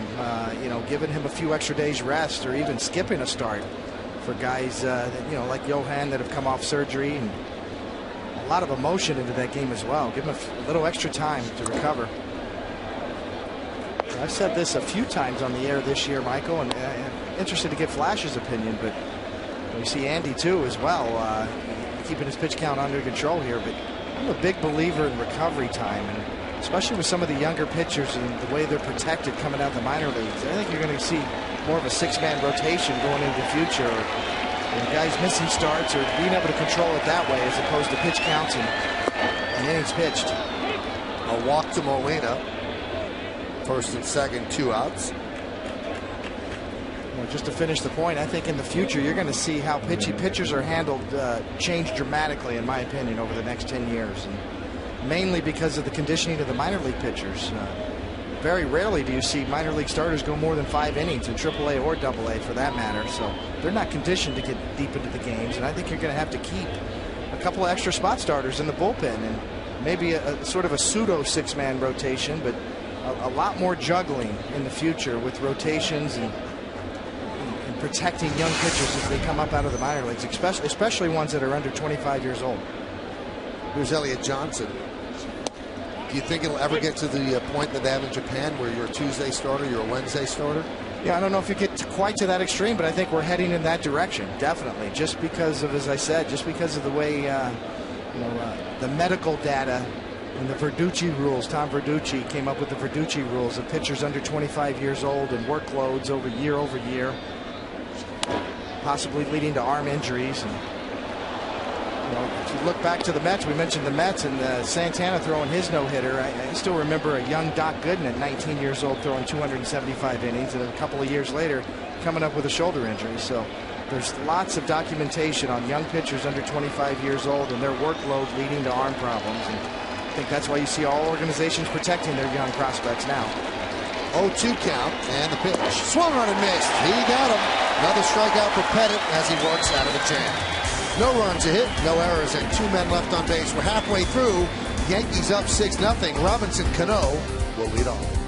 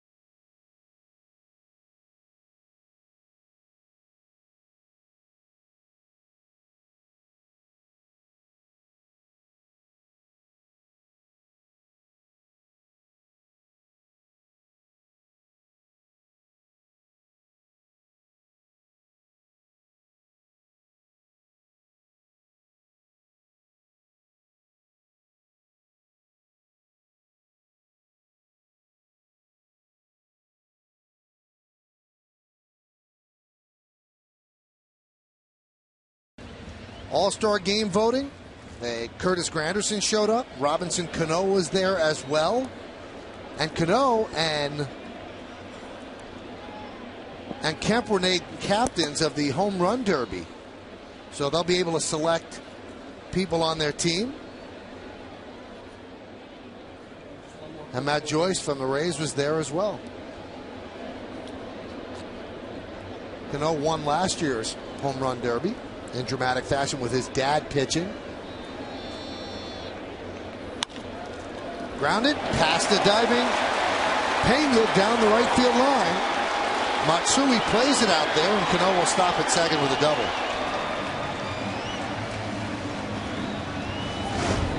Well, this is when you know Robinson Cano's starting to swing the bat better, because he keeps this cutter fair. And when Robinson's not going so well, he starts swinging at bad pitches, he hooks that ball foul.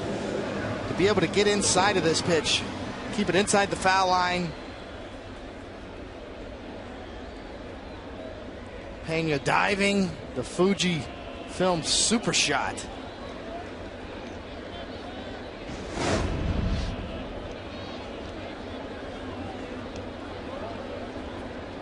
Here's Mark Teixeira. He's 0 for 2, struck out and flied out to center. Shift is on for Teixeira. 3 infielders on the right side. Zobrist out in short right field. Yeah, this is one of those situations Mark was talking about in spring training. A ground ball the other way is a base hit and an RBI. He decided to go against that philosophy, just trying to pull everything and hook now. And his numbers have improved. 250 with 9 and 32. But this is a freebie. Ground ball to short. RBI base hit. We'll see what he does.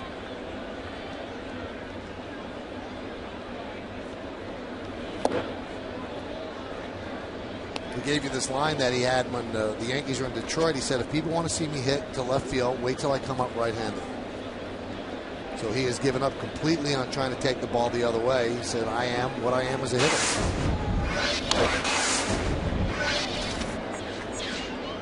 You know, I wasn't even close to the type of hitter as Ramos getting loose as Mark Teixeira is. But I found one year when I went up there trying to pull everything, I actually hit the ball the other way decent. You know, you're late, you're fooled, and you're able to let it get deep, and it just ends up going the other way, but you're not thinking, you're not forcing it that way. It just happens. That one is chopped over the middle. The shortstop Johnson fields and fires, and they just get Teixeira as Cano moves to third.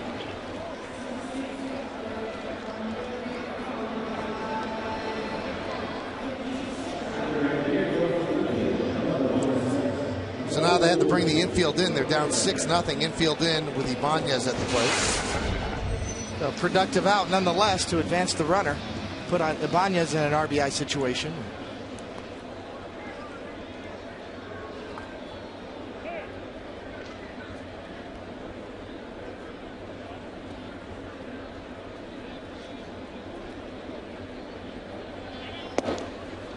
So they will intentionally walk him. So that brings up Swisher with runners on the corners with 1 out.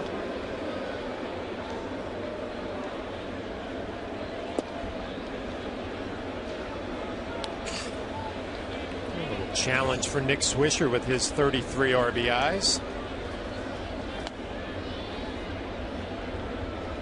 And all the information that the Rays, every team in baseball has now. Jim Hickey, pitching coach, looking at the binder.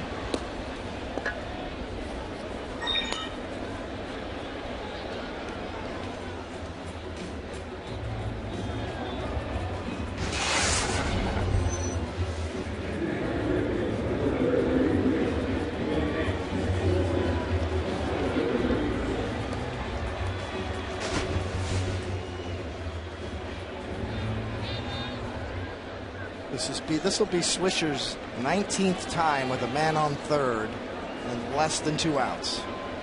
He's come through 8 of the times, 44%. Surprisingly, you know, to me, Flash, the league average just 52% in this situation. Thought it'd be higher. You really would think, but pitchers seem to bear down in these situations. And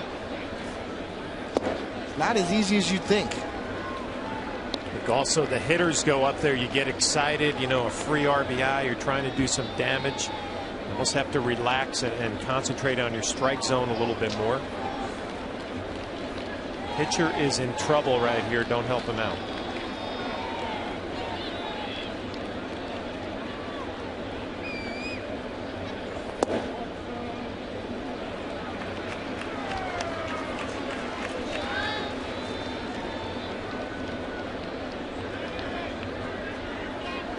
Six 6-0 Yankees. First game of a 6-game homestand, 3-game series against the Rays, and then 3 against the Mets.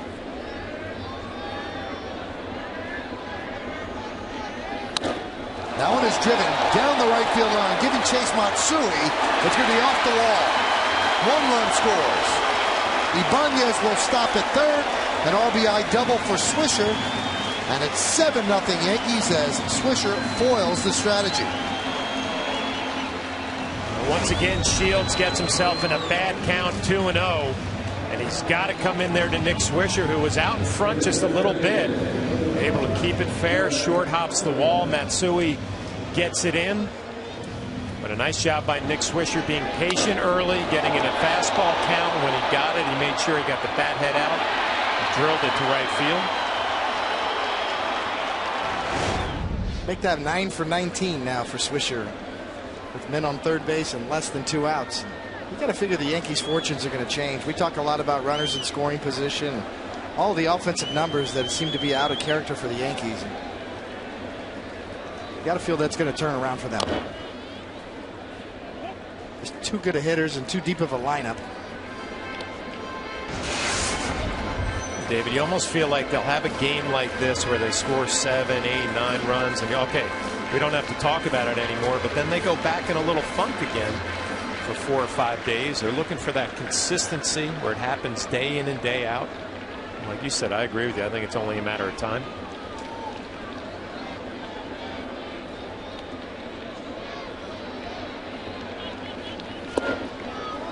Oh, 2. And if you're James Shields out there in this game right now, you're really taking one for the team. You know, you really got to bear down because there's a couple more earned runs out there. You got a chance to suck up 9 earned runs here. Well, not earned, obviously, he had an error, but in the first inning, so the first 2 runs were unearned. But nonetheless, you're trying to get through the 5th inning here, and you're down 7-0. You really got to bear down.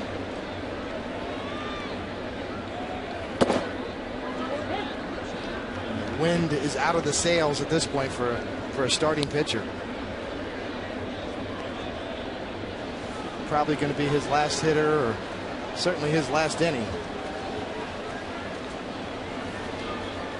You could see just the look on his face. It's, how do I get out of this and get me out of here?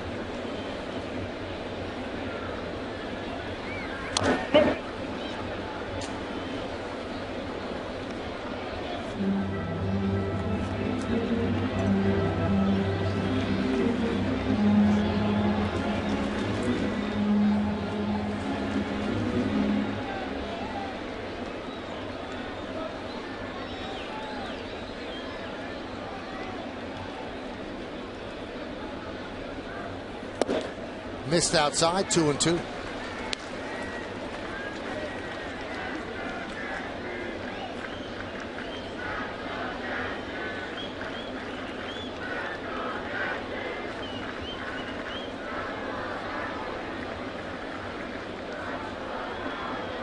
Yankees up 7-0. We're in the bottom of the 5th. Looking for their 30th win of the year. They're 29-24. 100 pitches for Shields. And then the count is full at 3-2. Well, he's been behind all night, and even when he gets ahead of Eric Chavez, now he worked it back to 3-2. The Yankees just not chasing that changeup out of the zone.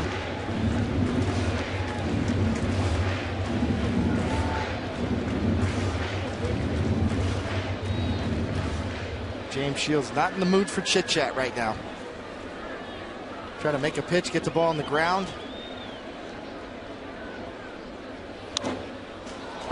Popped up. Zobrist makes the play for the second out. Now, check this out. A couple people on Twitter alerted me to this. Russell Martin hit a grand slam on an 0-2 pitch. So here's a little quiz. Who's the last Yankee to hit a grand slam on an 0-2 pitch? Let's take a look. Oh, yeah. In 2004, John Flaherty against the Rockies goes yard, bases loaded on an 0-2 pitch. That's right. See, now why would you throw an 0-2 fastball right down the middle? He crushed it. Grounded foul. Nice little curtain call there, too. A wave to the crowd. You can almost hear the screams from Pearl River.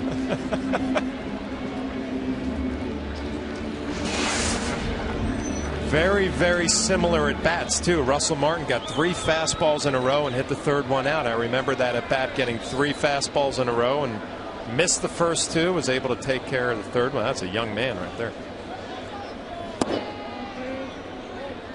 1-1.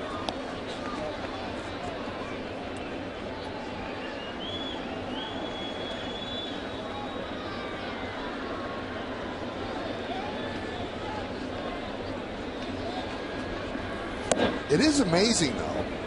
While, 8 years ago, David and I have obviously aged in those 8 years. John doesn't like he's aged the year. Might look younger, right, David? He's eating almonds and apples up here in between innings. I got a brownie and a cup of mud.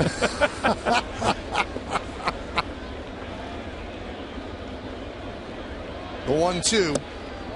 2-2. Triathlete. He's training for triathlons now. That's how he gets his kicks post-career. Drowning in the water. It's embarrassing, really. 2 balls, 2 strikes, 2 outs, 2 on the pitch.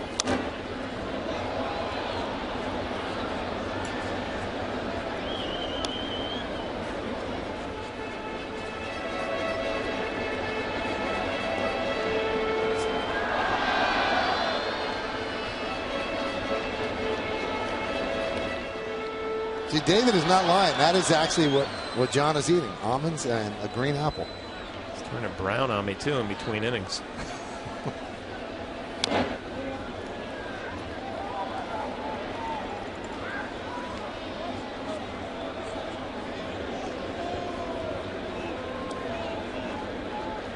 Shields has really labored. His defense didn't help him out in the first, and he did not help himself out in the fourth with an 0-2 fastball to Russell Martin. That really changed the complexion of this game.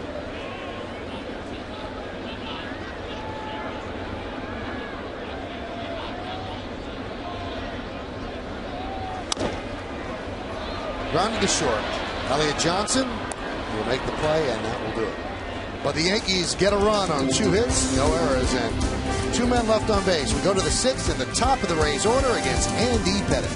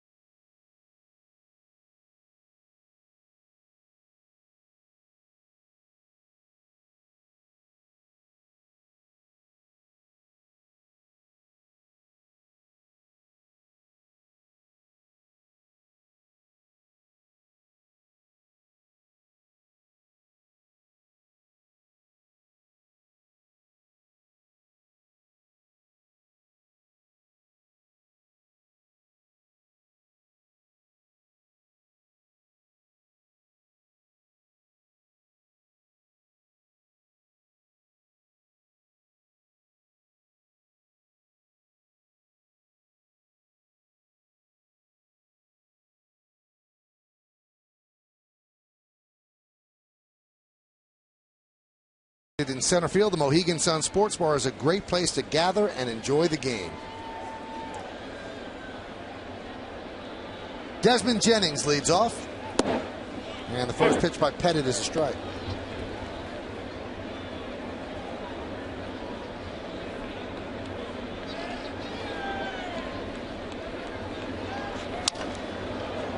Line foul. Sounds like he broke his bat as well.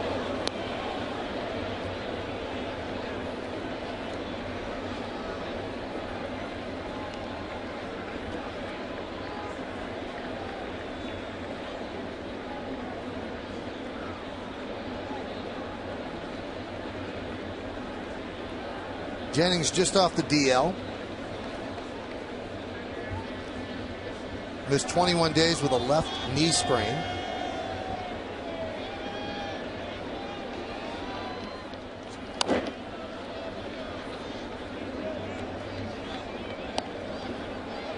Well, we talked about the Rays struggling offensively this year. You wonder when the Yankees see them next time around with another month or so down in Tampa if Longoria will be back. Keep Jennings healthy. It's going to be a different lineup.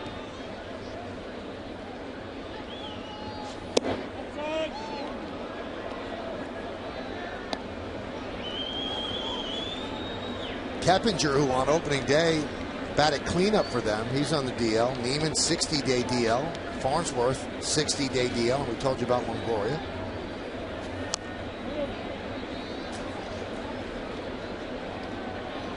Next series is in Tampa, July 2nd, 3rd, and 4th.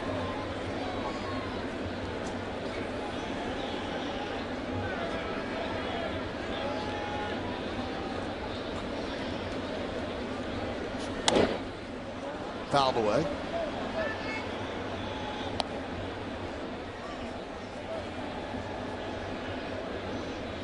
And one thing about Andy Petty, you don't worry about his concentration in a game like this. 7-0. Things are moving along pretty easy for him. You can still see that look of focus. You know, in some ways, Andy's more efficient than he's ever been in terms of pitch count, his aggressive, sort of attacking style of pitching that he has now.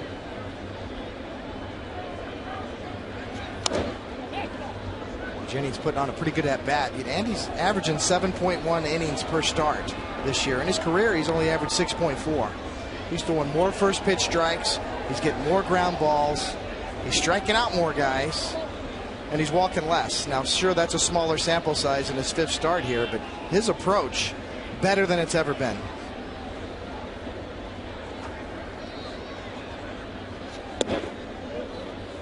Count 3-2. You know, I watch him right now, and I think about a hitter who gives away at bats. You know, you get in a blowout ball game, and maybe you're not 100% intense on an at bat. You never see Andy Pettitte give away an at bat or an inning in a game like this. Strike 3.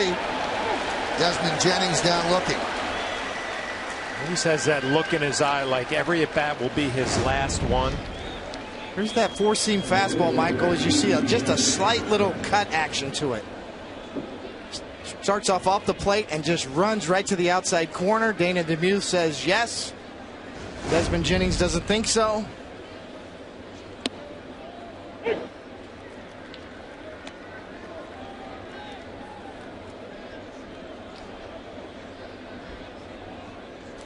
Upton 1 for 2 tonight.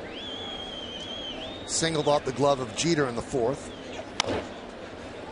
Chopped up the middle. Cano gets Upton for the 2nd out.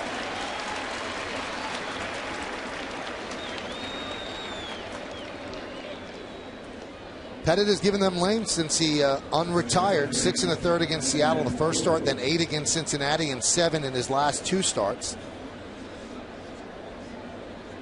Such a lift for the Yankee rotation, because other than Sabathia, the other Yankee starters were having trouble getting past 5 innings.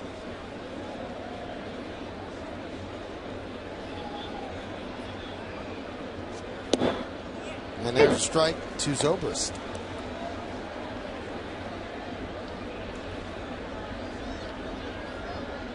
Young pitchers would do well to watch this style, never leaving the rubber, ready to throw pitch after pitch, working fast. Even in between innings, he's the first one to sprint right to the mound to get his warm-ups in, even before the hitter's ready in the on-deck circle. This is how you do it, kids. You stay on the rubber, you work fast, and you get the ball over the plate. Chop to A-Rod. Fires to first, and a 1-2-3 inning for Andy Pettitte as the Rays go down in order. We go to the bottom of the 6th. It'll be the top of the Yankee order as they try to build on a 7-0 lead.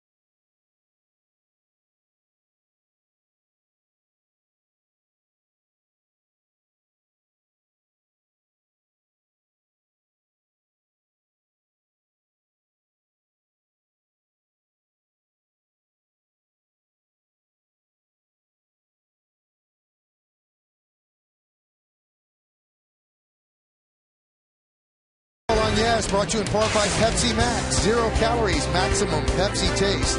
By J&R Music and Computer World. And by Blimpie, America's Sub Shop.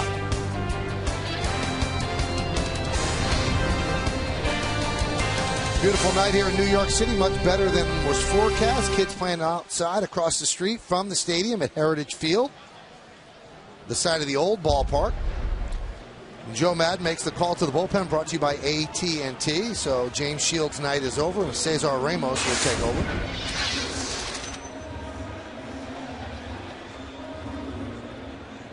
Those are the numbers. This is his 6th game, and he will face Jeter, Granderson, and A-Rod. He's doing a great job against righties. They're only hitting .071 against him, as opposed to left-handers .267, so very unusual. Grounded to first. Pena will beat Jeter to the bag for the first out.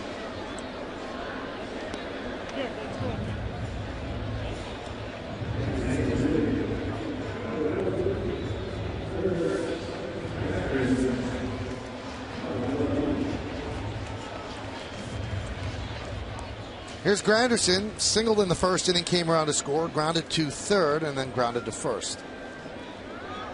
17 home runs jump out at you, Flash. But you know, one thing about Granderson this year is he leads the team in walks. 30 walks, which is 6th best in the American League this year as well. That .357 on base percentage to go with those 17 home runs. Granderson does a lot of little things other than just the home runs.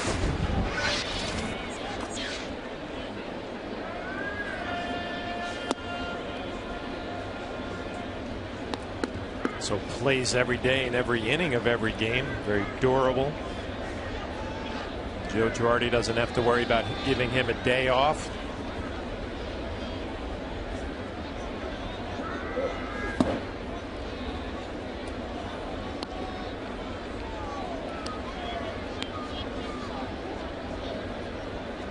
Did a little dance around home plate there.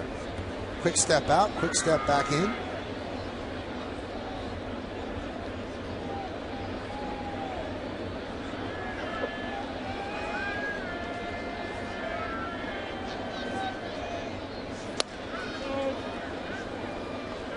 Count 3-1. Looks like he's auditioning for Dancing with the Stars.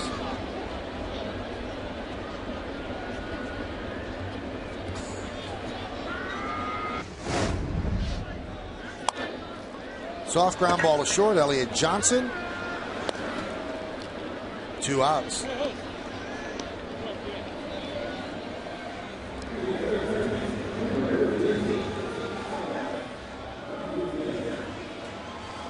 And here's Alex Rodriguez.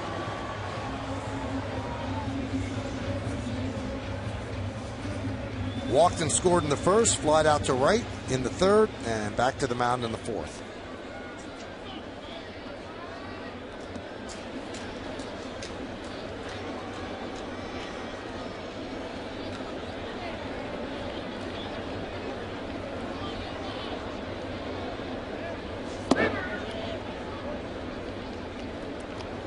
Count 1-0.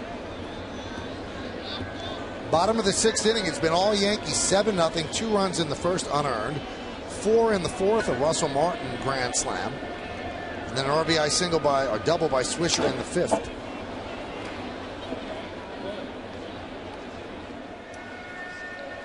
Rough night for Molina. That got his left arm, it seems like. Take another look. Alex Rodriguez with the big swing, and the bat comes back and gets him on the tip of the elbow there. On the way back. Ooh.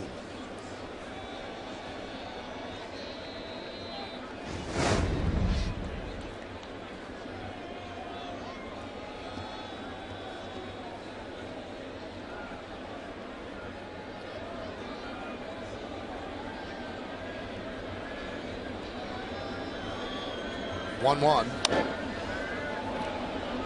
1-2. You can see how Ramos is successful against lefties and righties. An electric fastball, 93, but it really jumps when it gets to home plate. Alex Rodriguez late on a few of them. Nice smooth delivery, and the ball jumps out of his hand.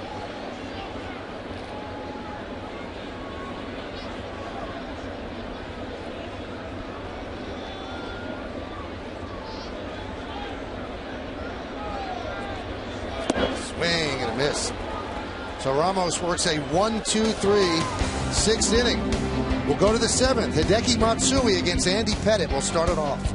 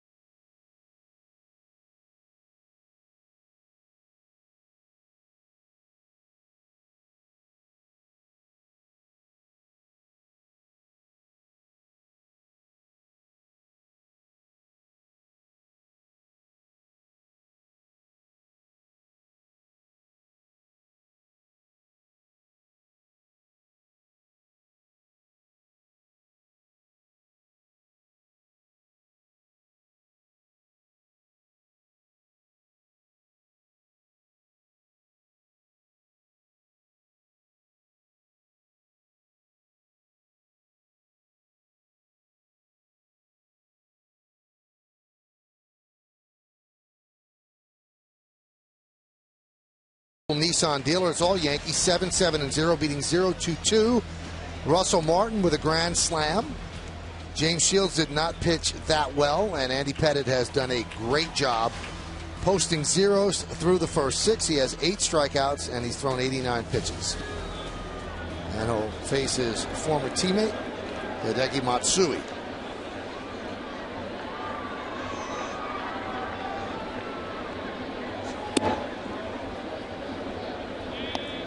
Cadillac scoreboard 7-0.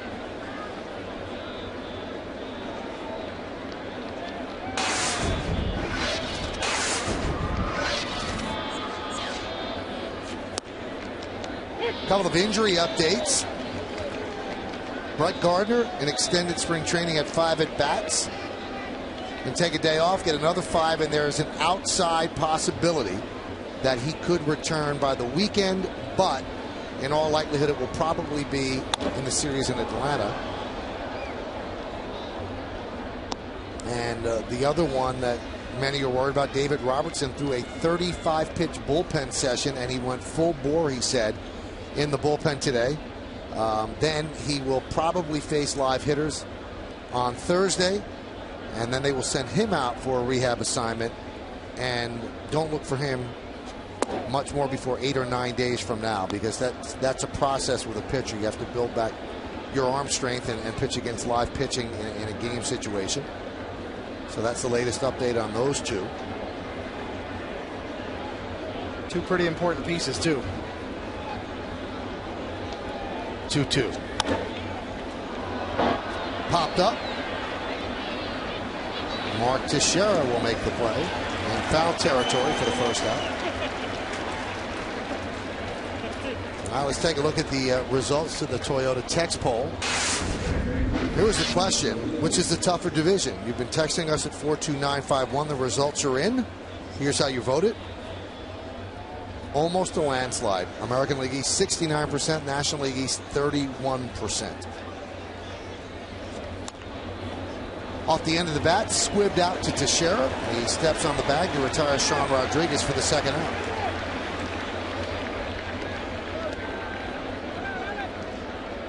Now, in case there's rain, they have Put a little rain jacket on Hideki Matsui.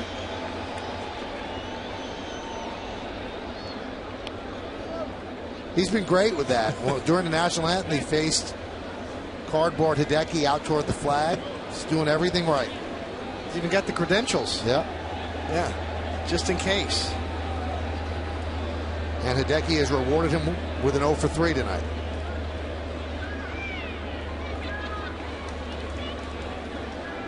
Here's Carlos Pena. Swing and a miss.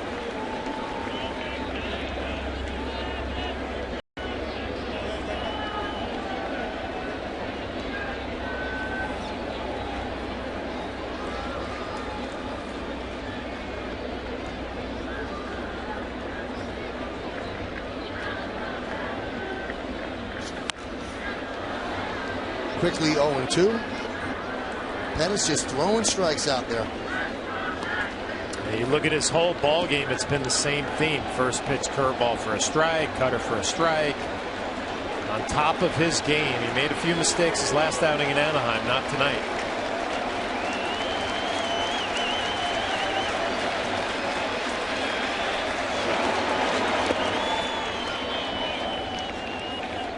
And once again, he's given the Yankees length. Cody Epley warming for the Yanks. Elias Bureau gave us an interesting note on Andy Pettitte. He wins tonight's game, he will have won exactly 50% of his career starts. He's won 241 of his 483 career starts. Looking at straight up 50% win percentage of his total starts. Swing and a miss. What an impressive 7 innings for Andy Pettitte. He's talking himself, but how could it be anything but positive as the Yankees are winning 7-0? And as we prepare to stretch here in the 7th inning, we will also stay here to honor America in the Bronx. Ladies and gentlemen, will you please rise and offer a moment of silent prayer as we remember the servicemen and women who are serving our country at home and around the globe. Thank you. Now, join in Kate Smith's rendition of God Bless America. God bless America, land that I love. Stand beside her and guide her through the night with the light from above, from the mountains to the prairies, to the ocean.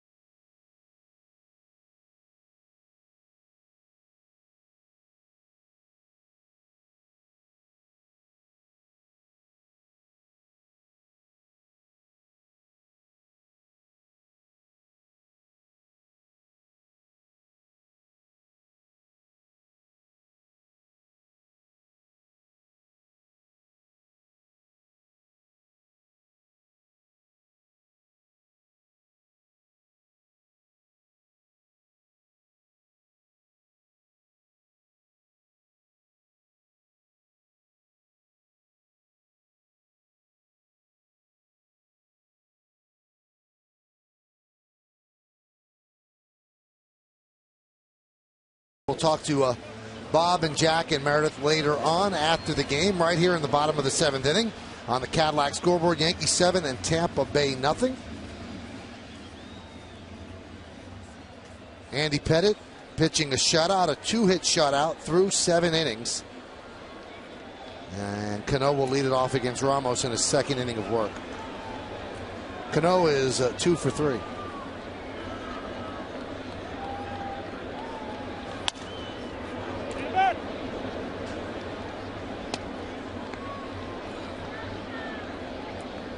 Robbie's going to need a new bat, and this is, this is where you'd really, if you're the Yankees, like to see Cano improve. He struggled against left-handed pitching this year, just hitting 197 coming into this game. 14 for 71 with just 1 homer. So he breaks his bat on the first pitch inside off the plate. And it really comes down to getting good pitches to hit for Robinson against lefties. He's obviously a very aggressive hitter. He doesn't strike out a lot. He doesn't walk a lot. But you still have to get good pitches to hit, and it seems like this year he's been a little over-aggressive against left-handed pitching.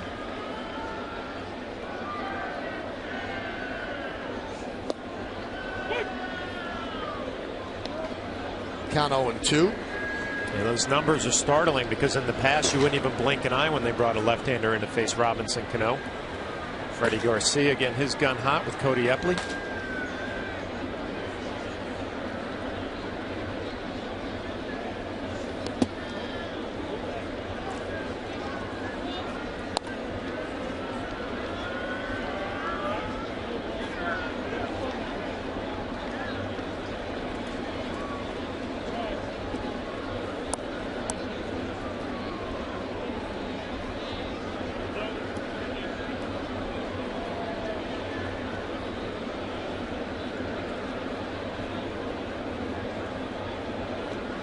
The 1-2. Still 1-2.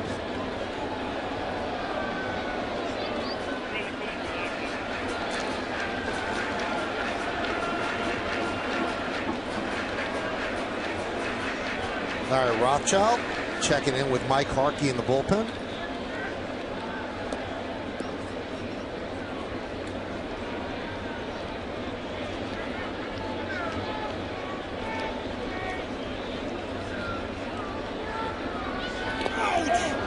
Did it get him?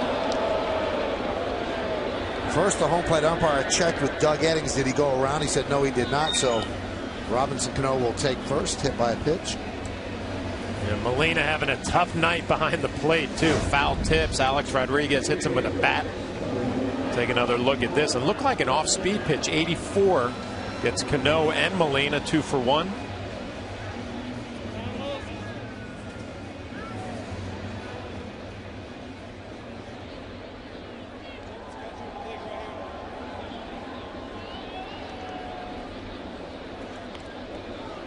So Cano's on first after being hit by a pitch.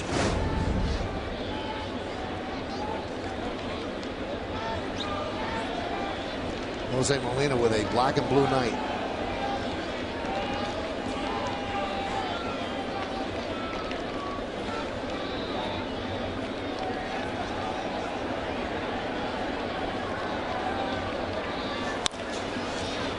Ground ball to short.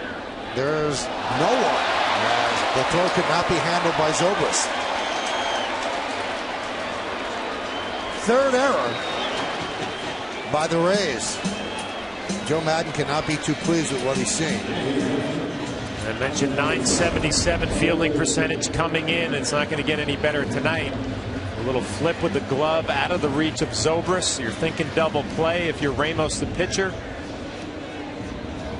Can't even get it out. It looked like Johnson looked like he fooled Zobrist, like he took a false step like he was going to take it himself and then opted for the flip with the glove.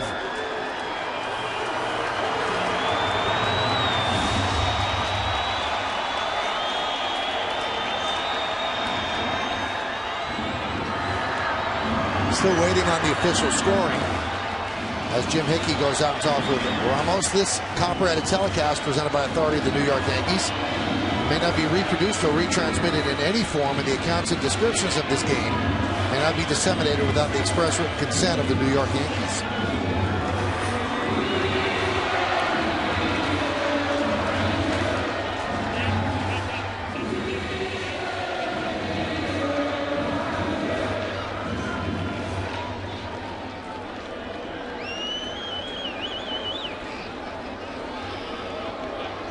Well, the error is on the board, but we're not sure who they gave it to.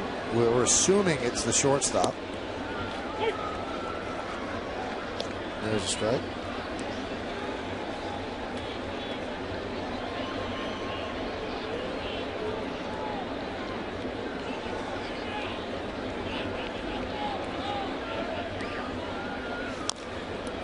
Oh, and 2.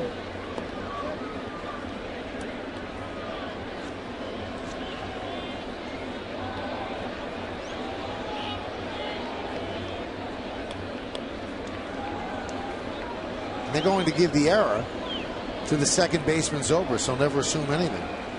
That should be changed. Yeah.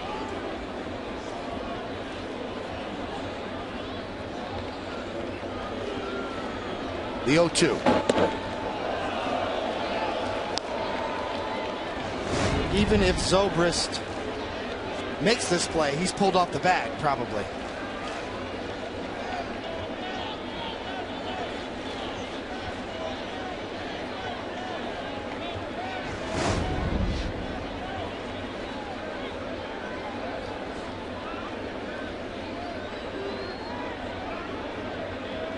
And the 1-2.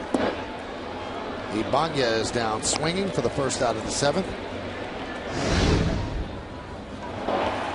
Well, in the first inning, thought it was going to be the end of the inning for Shields. Johnson makes a throwing error, and then Zobrist at second base can't come up with a ground ball. And then just recently, again, Zobrist gets the error, but a bad feed from the shortstop Johnson. Joe Madden looking on, a team that is built around pitching and defense. Defense has not been very good early on. 7-0 Yankees, first and second, 1 out. We're in the bottom of the 7th. Swisher's had a good night, 2 for 3. Struck out looking in the first inning. Singled and scored in the 4th RBI double after Ibanez was intentionally walked in front of him. That came in the 5th.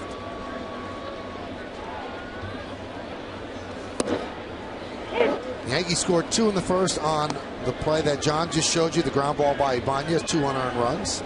4 in the 4th on the grand slam by Martin. 1 in the 5th on the double by Swisher.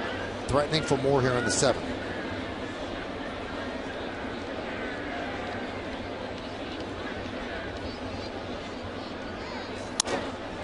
Broken bat. Popped up. Pena is there. He'll make the play for the second out. Check out tomorrow's starting pitchers, brought to you by Verizon Fios. Get Verizon Fios for the internet that can handle everything you do online, no matter how many devices you use. Alex Cobb will go for the Tampa Bay Rays, 2-1, 3.71. Ivan Nova, the ERA is high, but he does win. He's 6-2. Our coverage begins at 6 with the BP show. 6:30 is the pregame show, and right around 7:07 will be first pitch.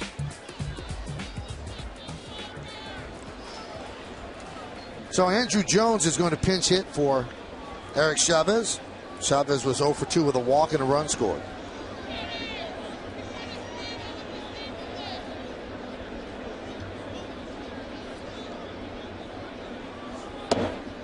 And a strike.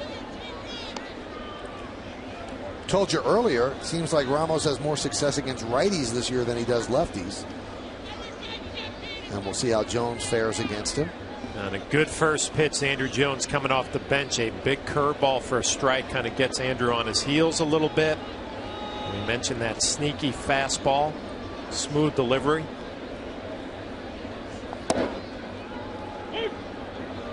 Another off-speed pitch, count 0-2. Yeah, that's tough right there if you're Andrew Jones. Back-to-back curveballs. That one a little bit more backdoor for a strike. Very slow, too. I mean, 70 miles an hour. Ramos's fastball has been up to 94 as well. So big variation between fastball and slow curve.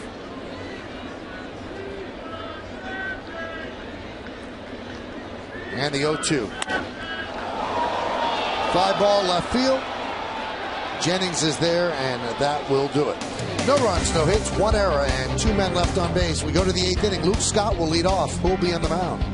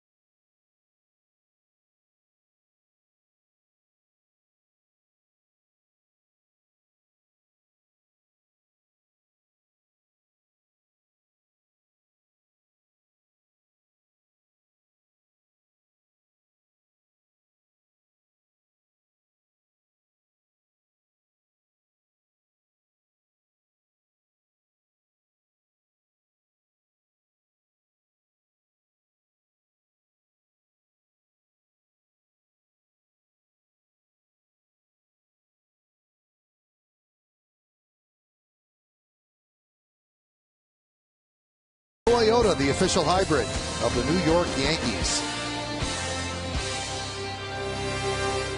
8th inning and bottom of the order against Andy Pettitte, starting off with Luke Scott. Scott 0 for 2 against Andy.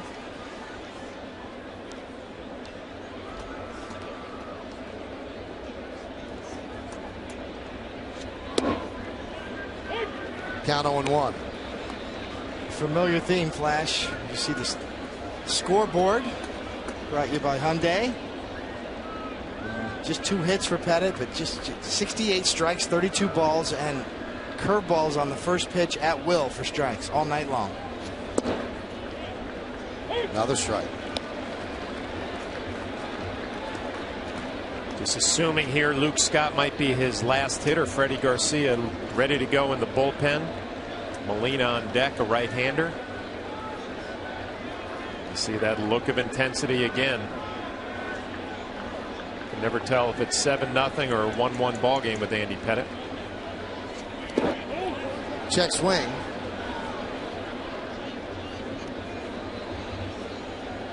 Luke Scott sporting that Wolverine beard.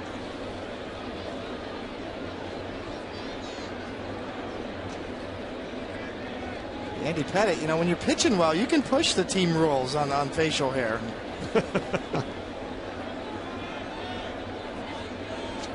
Swing and a miss.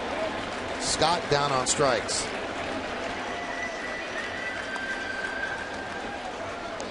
'14th career 10 strikeout game, the most he's had this year, and his 11th with the Yankees last time, 2010 against Toronto. That's the last out he's going to get. Joe Girardi is going to the bullpen, and you'll hear the big hand for Andy.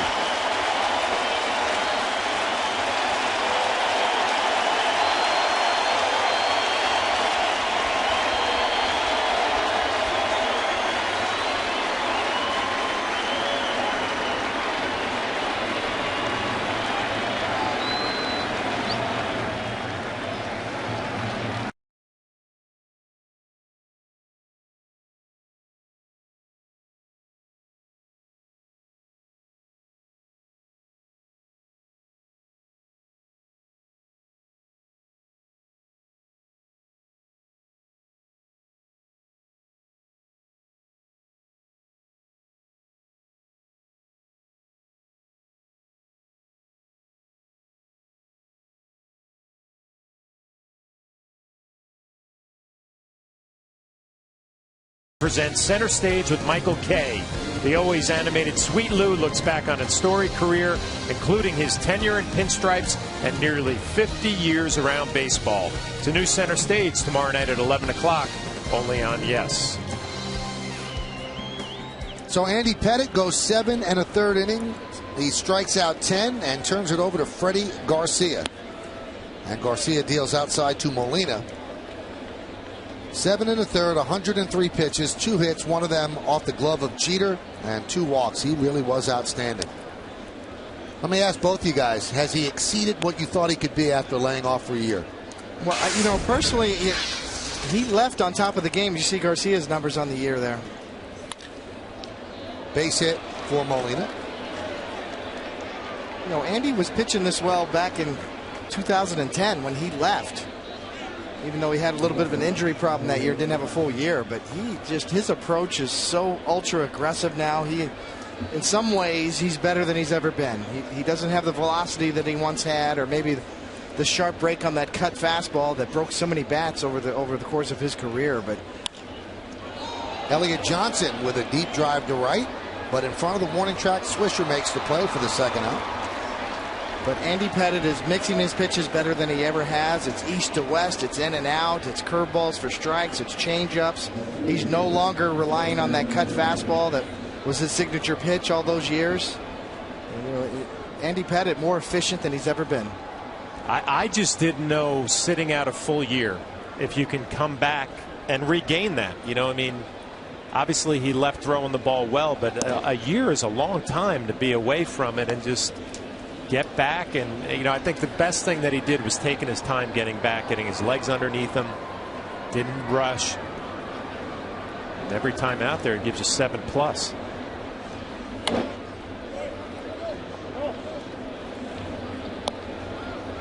Garcia has been on the shelf for a while. He's not on the DL. His last appearance was May 21st against Kansas City.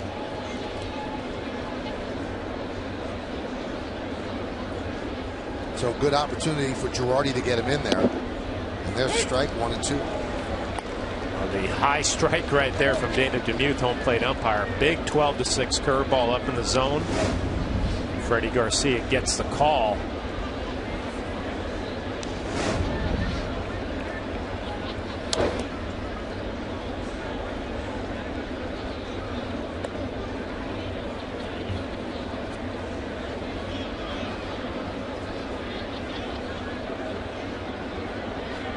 Rough night for Joe Madden, coming off a 2-4 homestand.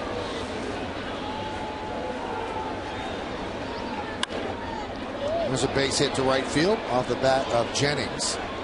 Molina stops at second.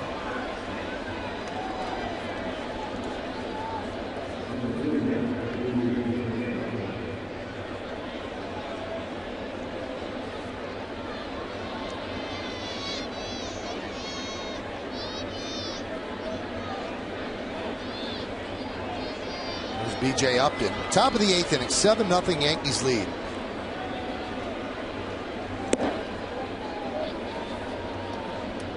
You see how tough it is for Garcia with command being out 2 weeks, and Andy has command being out a full year.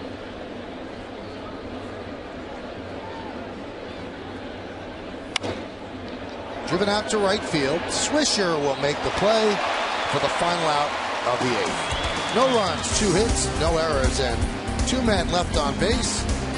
Russell Martin is going to lead it off in the bottom of the inning.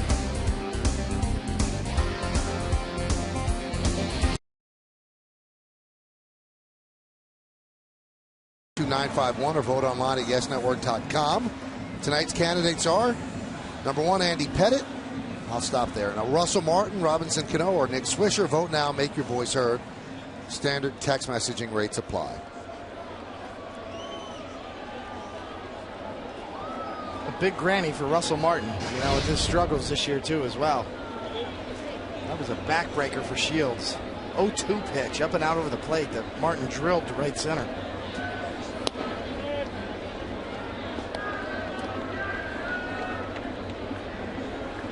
Got him over the Mendoza line too. 2 for 3 tonight. Now batting 205.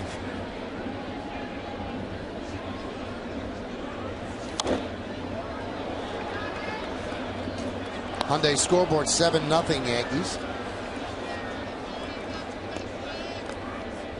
Yankees come off a road trip where they were 6-3. They took 3 in a row against Oakland. They lost 2 out of 3 to the Angels. Then they took 2 out of 3 from the Tigers in Detroit.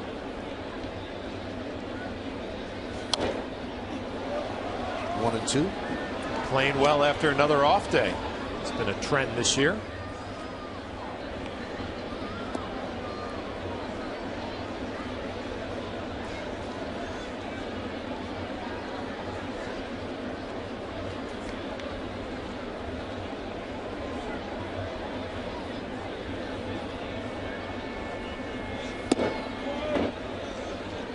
Missed outside, 2-2.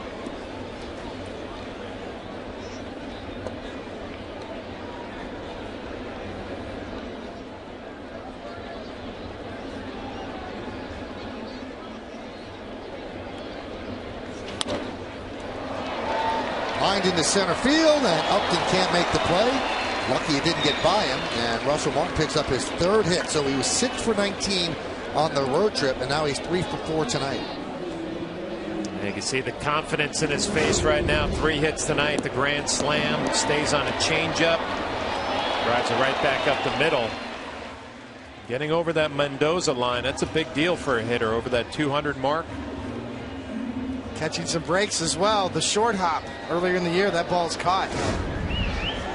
Sounds like a cliche, but you know, sometimes it's really true for hitters. You know, you catch a couple of breaks, all of a sudden you start to feel better about your swing, get some confidence going.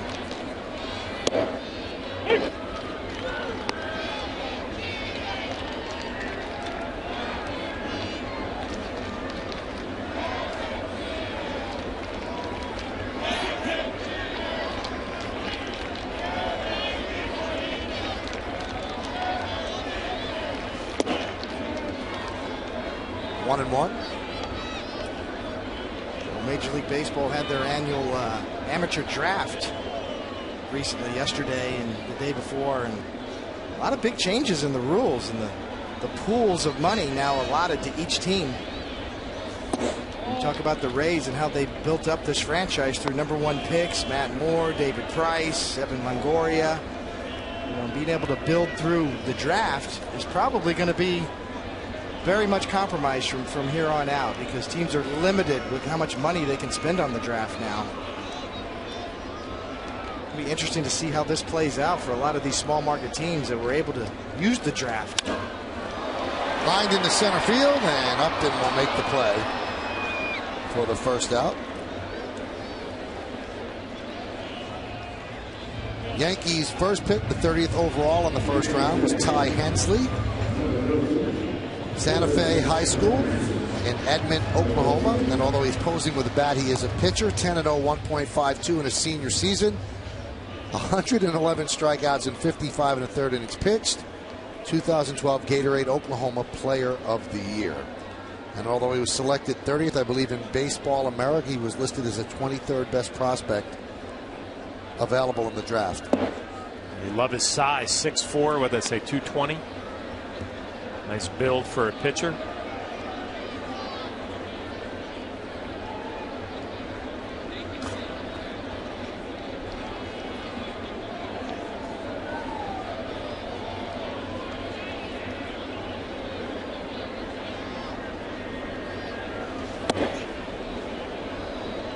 Count 2-0.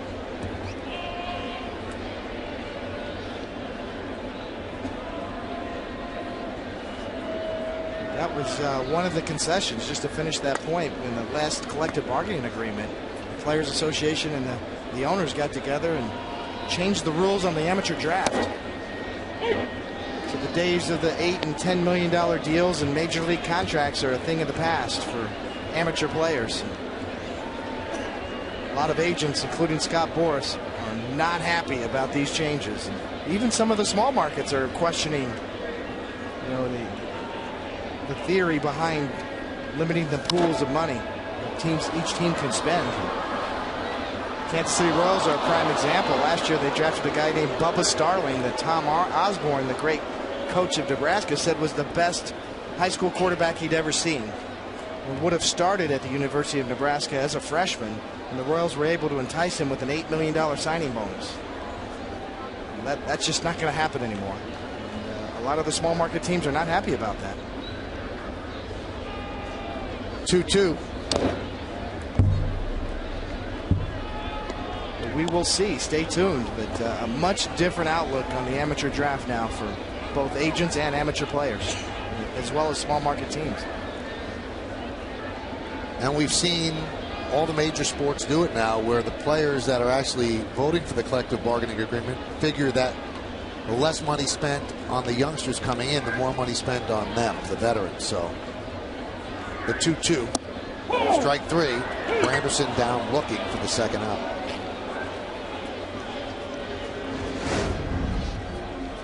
Curtis Granderson gets caught looking here. Down and away. I'd say Dana DeMuth has had a pitcher's zone tonight.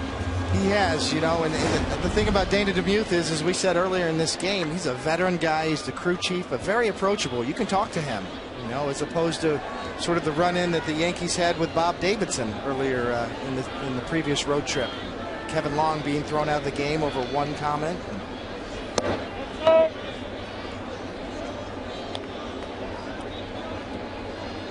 Dana DeMuth, a great reputation for running a game and actually holding some conversations. If you do it the right way, Flash, which you know as a catcher, you can have that interaction with an umpire, especially a home plate umpire.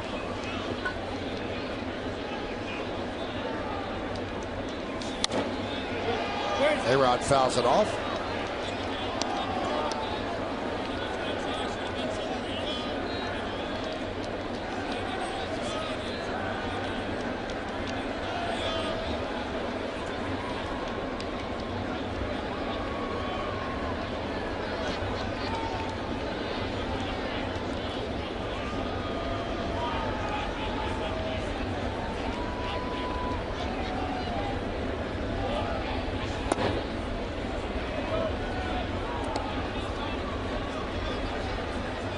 Alex tonight is 0 for 3 with a walk.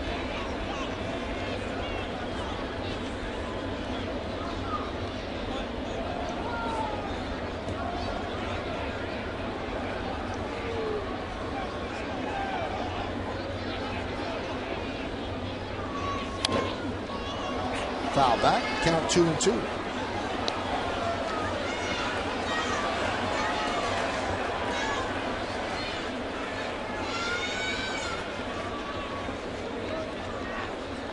Ramos doing a great job here of eating up some innings. Now pitched 45 pitches total. He's been impressive. Just 8 innings so far on the year coming in.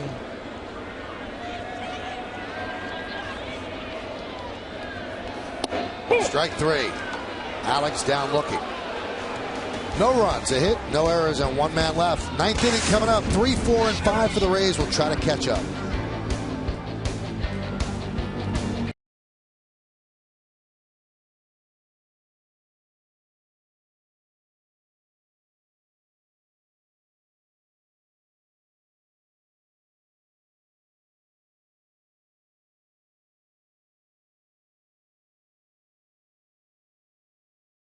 Jack Curry are back in the studio with a wrap-up of tonight's matchup and a look around baseball. Plus, Meredith Marakovitz has the players' reaction and Joe Girardi's manager's report. It's the WB Mason postgame, and it's only on Yes. And Ben Zobrist leads off against Freddie Garcia. 1-0. Got a couple of defensive changes. Jason Nix takes over at second for Robinson Cano, and Dwayne Wise for Ibanez out in left. Now, Girardi makes the Wise-Ibanez switch in most games that the Yankees have a lead. But you wonder what's up with taking Cano out. Remember, he got hit by a pitch his last time up. It's just strange not to see him in there. We'll find out in the postgame why Girardi made that move.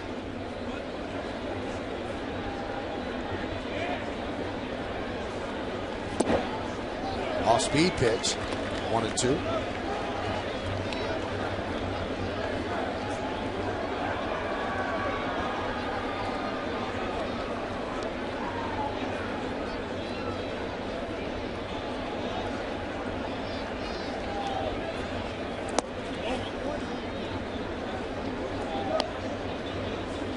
Think of all the people in the Rays lineup.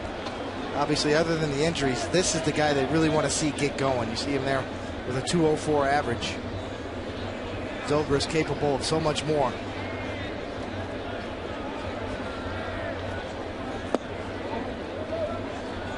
He's always had a good eye among the league leaders in walks every year. Switch hitter with power. Struggled so far this year.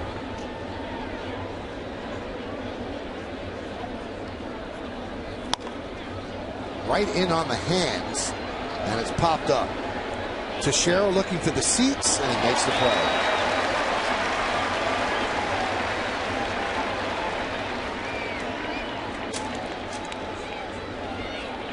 If you just joined us, or where you've been, the story of this game was Andy Pettitte. Outstanding 7 1/3 innings, 10 strikeouts, just 2 hits. One of them could have been called an error off the glove of Derek Jeter. He really was outstanding. And a couple more outs, he goes to 3-2 in his return to Major League Baseball. Here's Hideki Matsui. 1-0. Russell Martin, who's starting to swing the bat a lot better, had a grand slam in the 4th inning, and that kind of broke the game open against James Shields.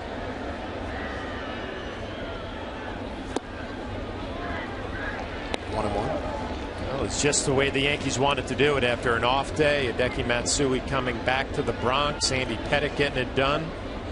Nice start to the series. Good clean game. The Rays have been a little sloppy defensively.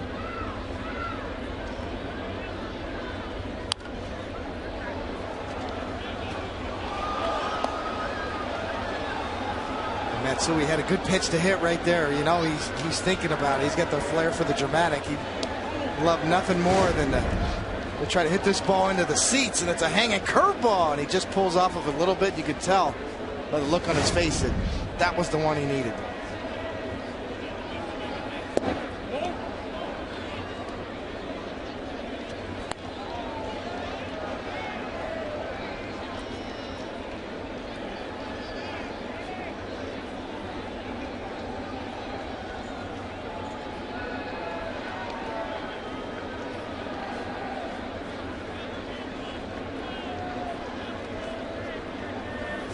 Swing and a miss. A rough night for Matsui. He's 0 for 4. And they'll be back again tomorrow.